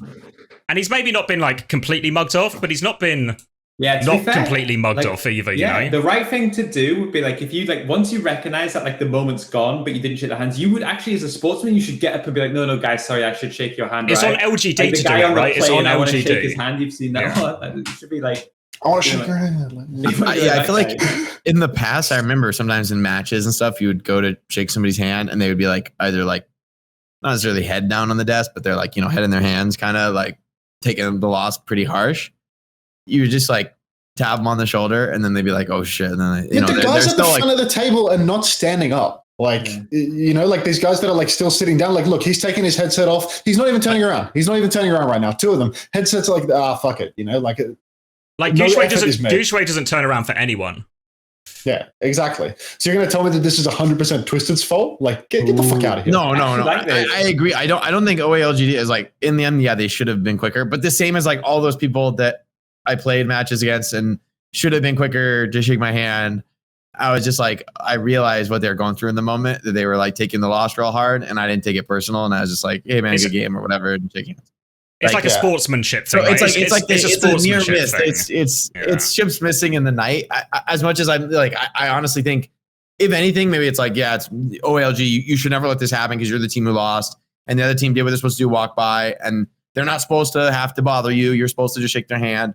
But I also just feel like this is one of those things just so overblown, in terms of like the players were like a little too emotional, a little too distracted. Should have been quicker. Maybe if the Twisted Mind guys had been more experienced, maybe they would have also been like, sometimes you stand there for a few seconds, they're like, hey man, good game. And then they're like, fuck. And they shake your hand. And it's like, yeah, there's not like, they're not like enthusiastically super psyched about this. Like, but it's a classic mountain out of a molehill on the internet, I think, for both sides. But I agree actually that it's not that like OALGD should have like got their act together. Look, this is pretty bad. This is like, if I were a player, I'd be like, hey, what's up, man? Good game. All right. If this was any other sport, the pundits would be lambasting like LGD for bad sportsmanship here. You know what I mean? For like not getting up and shaking their hand after a loss and all of this. Like it's. I think I'm just used to it because in esports, half the people are like, I don't know, they're like out of their head or whatever. As a type of person. What you'll find with this event, and maybe with our next client of the week. With our next client of the week nomination as well, is that people want to shit on the Saudis at events like this, but they do it for all the wrong reasons. Like they find all the wrong reasons to shit on Saudi Arabian teams and organization and stuff like that when they look at this event. It's like they see something that is potential culpability and they just like fucking go in on it with like ignorance to the reality of the situation. To OA's credit here, Yubi, he's pretty fucking quick on his feet. But if you manage to miss a handshake with TVNT walking from the other side of the stage, that's on you. That's all I'm going to say on the matter. But like, if we look at the next client of the week, we'll see another situation where it's like, wait, what about Yubi? I thought what made Yubi the client of the week was, didn't he like go super ham on a bunch of people in like DMs? Yeah, I thought it was going to be that he was like going to and random everyone. DMs, like this was people who have 100 followers. Yubi was like DMing them and flaming them. Like that was next level. Like, wait. Are you kidding? That's I'm like on so side. stupid, dude. Yeah, but like the thing is, whenever this happens in like other realms, other industries, and they'll be like, maybe the most famous one is Bukayo Saka getting a load of abuse after missing a penalty in the Euros final, right? And obviously a big part of the problem was it was a lot of racist abuse. But in reality, it's a problem he receives any abuse, right? So when Yubi receives abuse for this China situation, and then he goes, you know what? Fuck you. I don't know. If someone's like, if someone's tagging you on Twitter and giving you abuse, I understand, because what I would say to any player on London or any player at the time is, if you lose and it's bad, don't go on fucking social media. Maybe don't post something about the handshakes on social media. You might inflame. You might just cause more problems than you're solving, right? But don't go on social media. But if someone's just tagging you in abuse and having a go, and then you tell them to fuck off, who am I defending here? The person who was abusing Yubi? Or sending him the, like, you know what I mean? Like, I don't know what prompted it. All I saw was a bunch of DMs of him, like, going off on people in the DMs, which I just thought was, like, that's, like, as much, like, whether it's his fault or it's justified or not, is just a major client move. Like, bro, you're just talking to these absolute nobodies who are fucking, like, it's literally the worst thing you could ever do. If somebody's, like, flaming you on Twitter to 100 followers, and then you fucking DM them, and then they can screenshot that and post it. I wouldn't recommend it, but I think it's funny. I mean, it's funny, but it's like funny how incredibly poor decision making it is for a player to just go DM people back who are toxic. Shall we move on to the ultimate client, like the person that's going to win it all? I think Chris is good for this. everything we say about Yubi is like he actually had zero chance of winning this week. Yeah. So there was one other tweet that you might have seen from the week. Do you want to talk us through it, Chris? Because I feel like you got involved. No, you talk us through because I've got the hard-hitting analysis here. Okay? All right.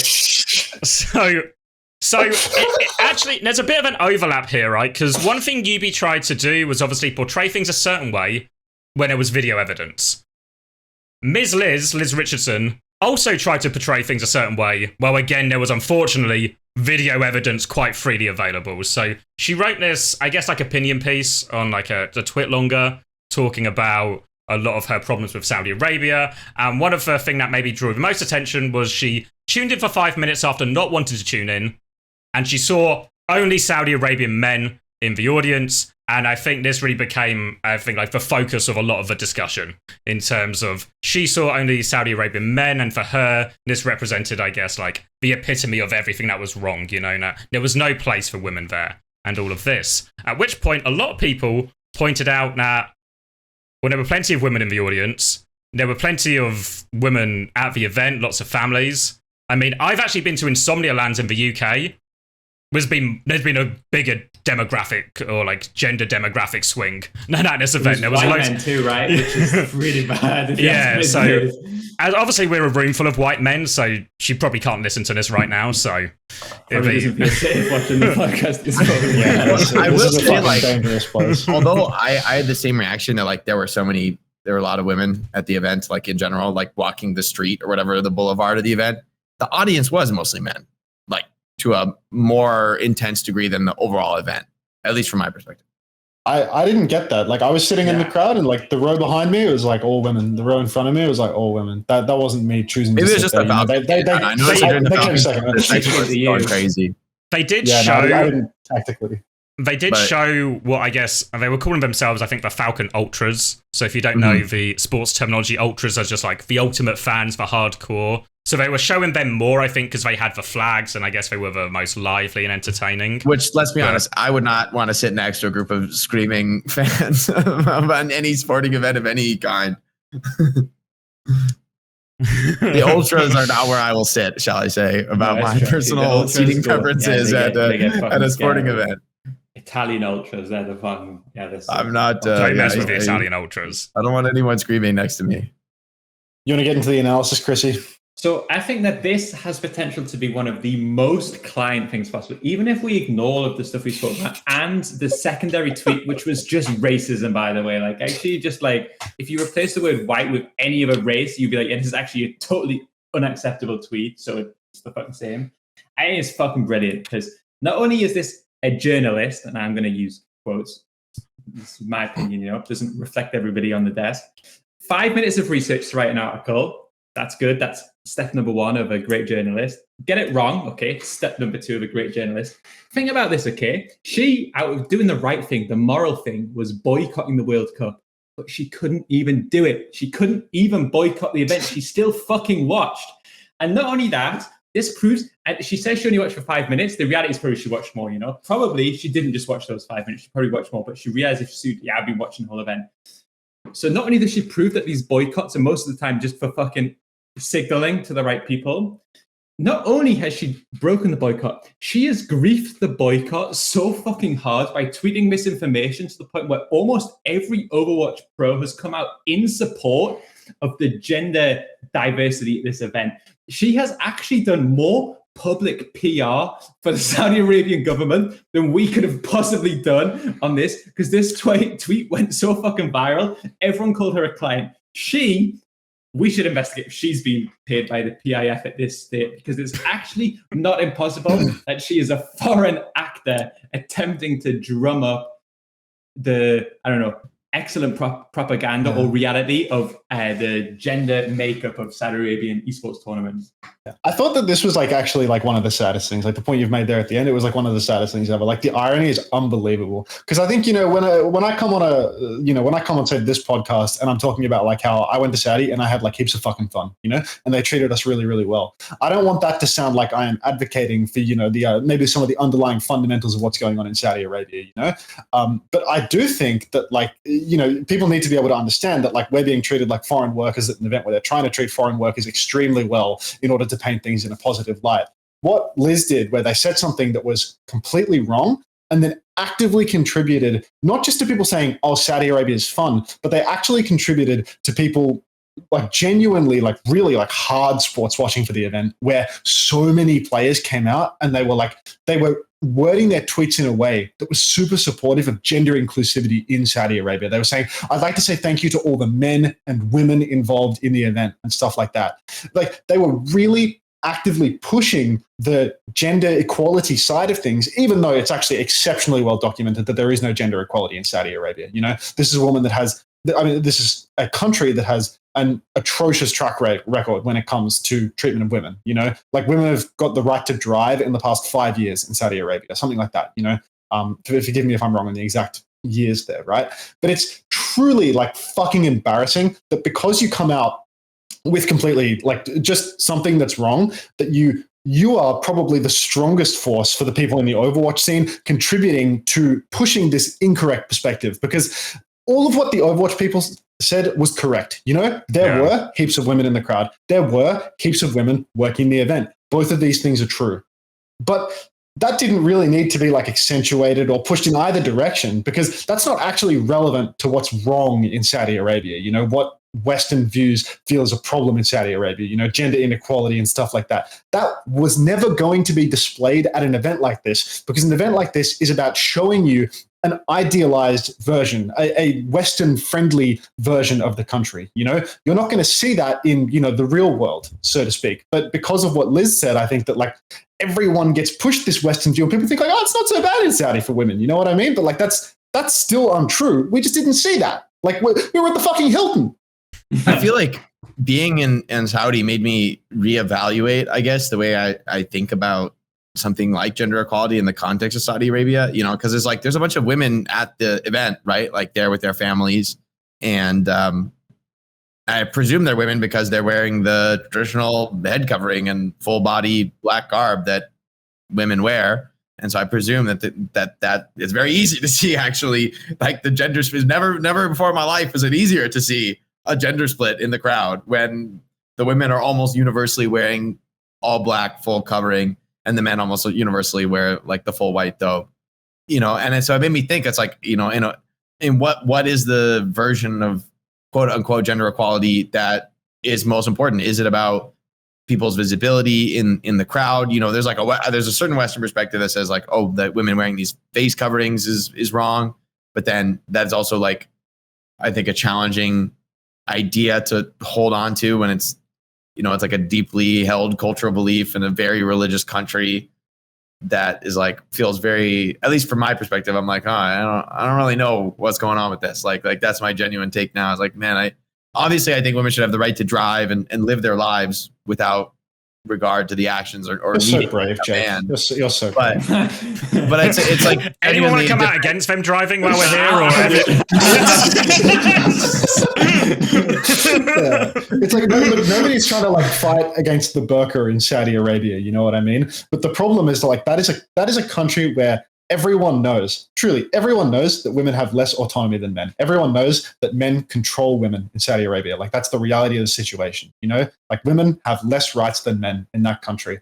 But because Liz came out and said something so blatantly incorrect, a bunch of Western guys that are young and dumb and stupid, honestly, I think all the people that tweeted in the anti-Liz way, not to say that the crowd had women in it, but the people that took it a step further and were like, thank you to all the men and women involved in the Esports World Cup, stuff like that. I think that doing that, not saying thanking women is a problem, but doing that in the way that they did it, doing that in the way that they did it, I think that's a real problem, because like then you're actually like you are kind of legitimizing the Saudi regime in a way where it's like it's probably more reactive, people right? boycott these are. It's reactive, but you need to think about the consequences of your actions. Your actions have a consequence. And if you are the public figure in the esport, if you are the person that gets to push the narrative at the end of the day, the players will be trusted more than the advertising on the screen or whatever. If you're the person that at the end of the day, you decide you're going to come out and you're going to essentially come out and support the Saudi government with your tweets, it's like, that's where you need to actually think like, what am I doing in this situation? Am I owning Ms. Liz on Twitter, or am I contributing to something bigger here? But I was owning Ms. Liz on Twitter. I was. Yeah, well, you know, it is what it is, but to each their own. Like, you know, there are consequences to all of our actions, and we all have our own beliefs. I just don't know what the scope of the consequences are in terms of like what is going to really change for people in Saudi Arabia in the context of what we say on English-speaking Twitter. Like, I'm a little skeptical of all of that in terms of how that affects real people's real lives in Saudi Arabia, a country that, although I agree, yes, it's absurd that women were not allowed to drive up until recently. I mean, it's also a country that had like no contact with the outside world for a long time, that had like tourism was illegal, basically illegal for non-Muslims. I mean, they had like religious police where if you violate rules in the Quran, you get arrested and jailed. That was like the norm in Saudi Arabia, you know, like 30 years ago.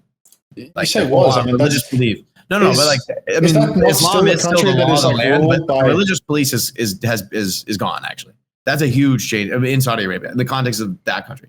That they used to have a religious police force that was like separate from the regular police who get you for like burglary. The religious police get you for like being immoral, and you still go to jail, and it's like the same level of legal repercussions on you. Yeah. And I think a lot of the laws are still like that like codify Islam as the law of the land. But also, they've basically gotten rid of the actual religious police. That also in the last 10 years. Yeah, I think even if the country is significantly more progressive than it once was, it's still so unbelievably far behind on a human rights track, like human rights record kind of situation, that it's like I think it's silly to be like defending it in the way that Overwatch players did in this event. You know, because yes, it's like, I think people should. Well, I think happily do what I did and say that. I think about 1% of people in the conversation, maybe less, maybe 1 in 1,000 people in the conversation, like knows what you were talking about when you say the words human rights record. I mean, these are 18-year-old kids who play video games all day. Like, they don't read the news. They don't know that Saudi Arabia is not a democracy. Like, that's it. Everyone that went to the event should. Everyone that went to the event should know that, you know? Like, everyone that went to the event is exposed to that. You don't think they know that? Like, all these Western players, they get bombarded with that shit all over through social media. Like, there's no way that they don't know that. I think what people know too stupid to understand the implications of their own actions in it. Saudi bad or Saudi good, but like to actually have a genuine discussion about cultural norms, foreign policy, or morality, for me is like, that is... If an esports player can do that, I would love to meet him. I mean, that's why these guys are so fucking dumb and ignorant, though. It's like, you know, you say like Saudi bad, Saudi good. It's like these guys probably see Saudi bad on Twitter before they go there, and then they go to the Hilton really nice. and stay in a 5-star hotel for 10 days, and they get treated like kings, and they leave, and they think Saudi good.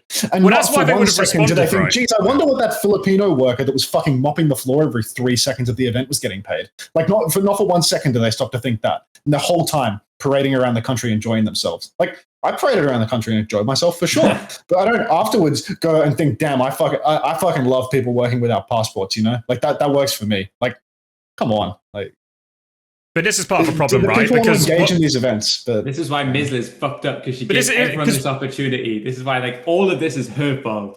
Well, what's happening now is what's happening now is like that's all right. But what's happening now is a conversation about some of the real issues, and there's plenty of real issues to discuss, right?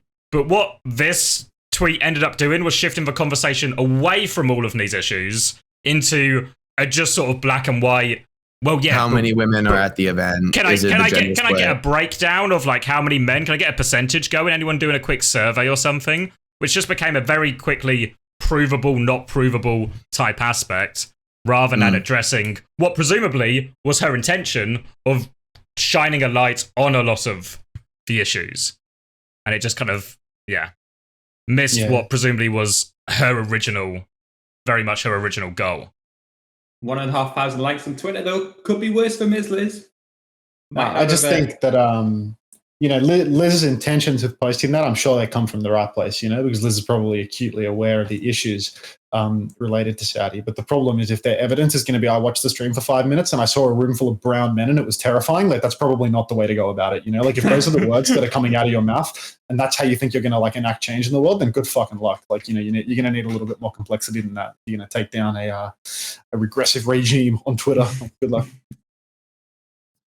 mean, that's where I'd sort of think, like, is that the goal? You know, like to actually, like, I don't think talking on English-speaking Twitter is, if your goal is to genuinely affect the actions of a foreign government, I think there's probably I thought no. The thing that no matter I what think you is, say or what you do. I think it's more the about us talking to Westerners, the Westerners supporting it are going to do a lot. They're going to have a much worse impact, you know. Like if you're promoting tourism in Saudi Arabia, which is what all the players did, you know, then like I think that's you contributing to the problem. No, like the idea is that, you know, you should be like you should be doing what the activists are doing, where it's like you're meant to boycott, right? I guess I take a different view in general, given that I didn't boycott the event, as you guys. I mean, I went there and went too. I like, went as well. Don't get twisted, right? But as we all did. But my thought is basically that ultimately it's still a good thing to like something like tourism and cultural crossover is, in the long perspective, a good thing, in that I think is very likely societies, as they intermingle and you open the flow of people and ideas, societies naturally like grow together. You can look at most of the Western world via the internet over compared to like the last 50 years in the West versus the previous 100, you know. So you think like more tourism in Saudi, cultural osmosis, eventually they will become Western and everything will be fine? Not kind of. Western, the countries don't assimilate to the point of like we're all the same. I didn't mean it that literally. I just meant, you know, like the more. Yeah. The thing is, your pro-tourism because it'll result in that change. Based on the politics, that the Saudi government has actually been growing, like moving progressively, consistently across the last however many years, even if it is at a slower or like a much further back starting point. Absolutely. I mean, I said progressive, but they're not moving backwards in terms of that stuff. That was wrong to say. So I guess that's where I say I feel like as an American, maybe also as like we have the most glassest of all houses, given our history and our current political moment. And so I see that, like, I don't know, like, I feel like I would be just as likely to boycott an event in Texas as Saudi Arabia. I think there's just two ways to view it. You know, I think that you guys are coming from the view where it's like you should enable people to come there so that then your people can like naturally feel this like slow change. Whereas I think the other side of the coin is like, fix your shit and then people will come there. Yeah. You know what I mean? Like fix what you've got going on at home and then people will come there and want to visit your place. Whereas you're more like, if people go and visit there, then it will be, you know, some of your social problems will be resolved faster through cultural osmosis and stuff like that. This is way too much of a politics podcast at this point. I can't do this. I can't do this. Well, I guess the counter argument would be that across all history, it's never happened the way that you progress, like you suggest, right? Has society ever just snapped into reality? Or is every, like, if you go back to always a generational change, essentially, right? Like, I don't mean that these things should happen overnight, but I think, you know, the way that anyone goes there and accepts their money and is happy to engage in the events, it's like just because Esports World Cup felt progressive because you didn't get exposure to, you know, the bad things there, doesn't mean that isn't occurring. You know what I mean? And our willingness to go there shows the hypocrisy in all of us that we don't really care and we're actually happy to just go there and take their money. And even if they don't push that into our faces while we're there, it is still very much the law of the land and the way that the country works. And we're happy to be complicit in that as long as we get paid. So big up having no fucking. I mean, I think there's a lot of things in like American society that I am complicit in because I pay taxes. And then we like bomb people in countries that I don't think we should be bombing them. So you should go libertarian. You should stop paying your taxes too. Well, I don't think that's such a good idea either. So that's I guess my feeling. The reason I think about something like cultural osmosis in terms of like shifting culture, bringing people together as like a productive path forward is that the problems of the world and the problems of like major governments are so beyond. And I'm like someone who I think is quite aware compared to the average populace. I'll glaze myself. I think I think I read more news than. Yeah, I think I'm in the 99th percentile of like reading the news and keeping up with politics and foreign relations, actions of other countries, all of it. I saw a Ukraine flag in your background. That makes sense now. And I don't have a Ukraine flag in my background, but so basically I think I'm very politically engaged, but I also recognize that almost no one else is. And I feel like that's like one of the obvious things. If you are politically engaged, you realize almost no one else is. And like, what's the real productive way to move forward and like do good in the world and help people. And I think building something that a direct cross-cultural event where we're bringing people from all over the world to Saudi to like put on this show, and part of the effort of the Saudi Arabian government to like open up and not only bring in Westerners but also send their own like next generation out into the world to like make lives, get educated, and come back and take the country into the next century.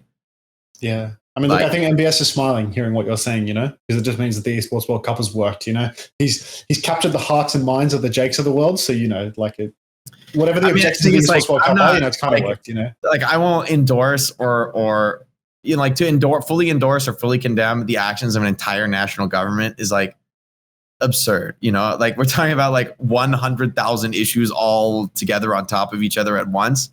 And like, is it you vote yes or no? Can we pick specific issues like Pol Pot with the glasses? Like that wasn't great. Well, I guess my point is just that, I think it's such a complicated topic, and as an American, I don't feel in particular position to criticize the actions of other countries. Fair enough. All right. Fork. Let's move on to our next segment. Oh, Israel or Palestine? Opening statements, please, boys. We have a producer. There's a producer I know I'm friends with who worked on some Overwatch League stuff.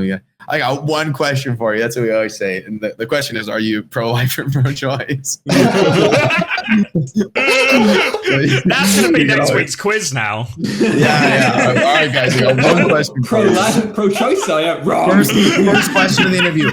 Congratulations, you guys won the championship. I got one question for you. Jake is in your comms. I've got one question, guys. Real quick. Are you guys pro-life or pro-choice? And then, half of the Overwatch players say, what does that mean? Like, yeah, literally. Yeah. That's my baseline, is that I think genuinely what percentage of Overwatch players, professional Overwatch players, so like 17 plus, whatever, what percentage of them do you think will literally know what I mean when I say pro-life versus pro-choice? 50. Yeah, actually. 50. I would say if it's a coin flip, I think we might be slightly better than a coin flip. I'd estimate 60. As generous. I don't know if anyone's made it 4 hours into this podcast episode, but I do wonder, like, the average vocabulary of our viewers. Drop a 100 emoji in the comments section if you know what the word osmosis means without needing to Google it, chat. Thanks to all the viewers for that one. All the osmosis heads are going crazy right now. Yeah. All right. Let's get the fuck out of here. Ms. Liz won client of the week. We didn't need to say that. We had a 30-minute discussion about it instead. Dominated, actually. All right, locked in. Rank the guest. It was a good episode, actually. No, put him really high. I hate Jake, but he wasn't. Put him up top. Like I've not prepared it at all. If that helps. Look at him, dude. He's cheesy. He's so happy with himself. He's like, I know I did. I don't know what interesting conversation. They need me. Like we even got. I wasn't planning to talk about my views re Saudi Arabia, but I guess it happened. So it's good. Have fun not having a job in Saudi next year. Yeah. Right. This was all an elaborate plan for Unter to get the gig next year. I'm pretty sure someone was totally fucked. Yeah, true. I don't think anyone's gonna watch this, so I think we're okay, guys. Yeah, no, we're chilling. That's the thing. When you put it 4 hours deep into a podcast, it was never even said. Literally 4 hours in. All right. I think somewhere top 5. I'll give 5th place. What do you think? Wait. Where are the rankings? Oh yeah, it's not up to date because it doesn't auto log them. So I've only got a scuffed version. So we're gonna have to picture it. Who's top 5? Gumba's in there a few times. Gate is in there. Yeah, so it was Punk at the top, Gumba, Gator, then Gumba again. If I remember right. Let's put him above Gumba 2. Oh, fourth. Top 4. I reckon this is the best discussion no stories episode we've ever had. Agreed. Yeah. Like, so I think that it deserves to be immortalized as him going above. Yeah, because these episodes are so tough to be entertaining. It's so easy when Punk just comes on and talks about getting tortured. It's so easy to make a good episode out of that. Yeah, we can't. I'm not matching that. Like, I don't know. That's cool. I think this is the best discussion episode we've ever had. I know my limits. I know what's possible for me and what's not. And I kind of fixed my sleep schedule with this episode. I'm in a good mood about that. So, like, thank you. Go crazy. I kind of fucked mine a little bit, but I guess that's universe theory.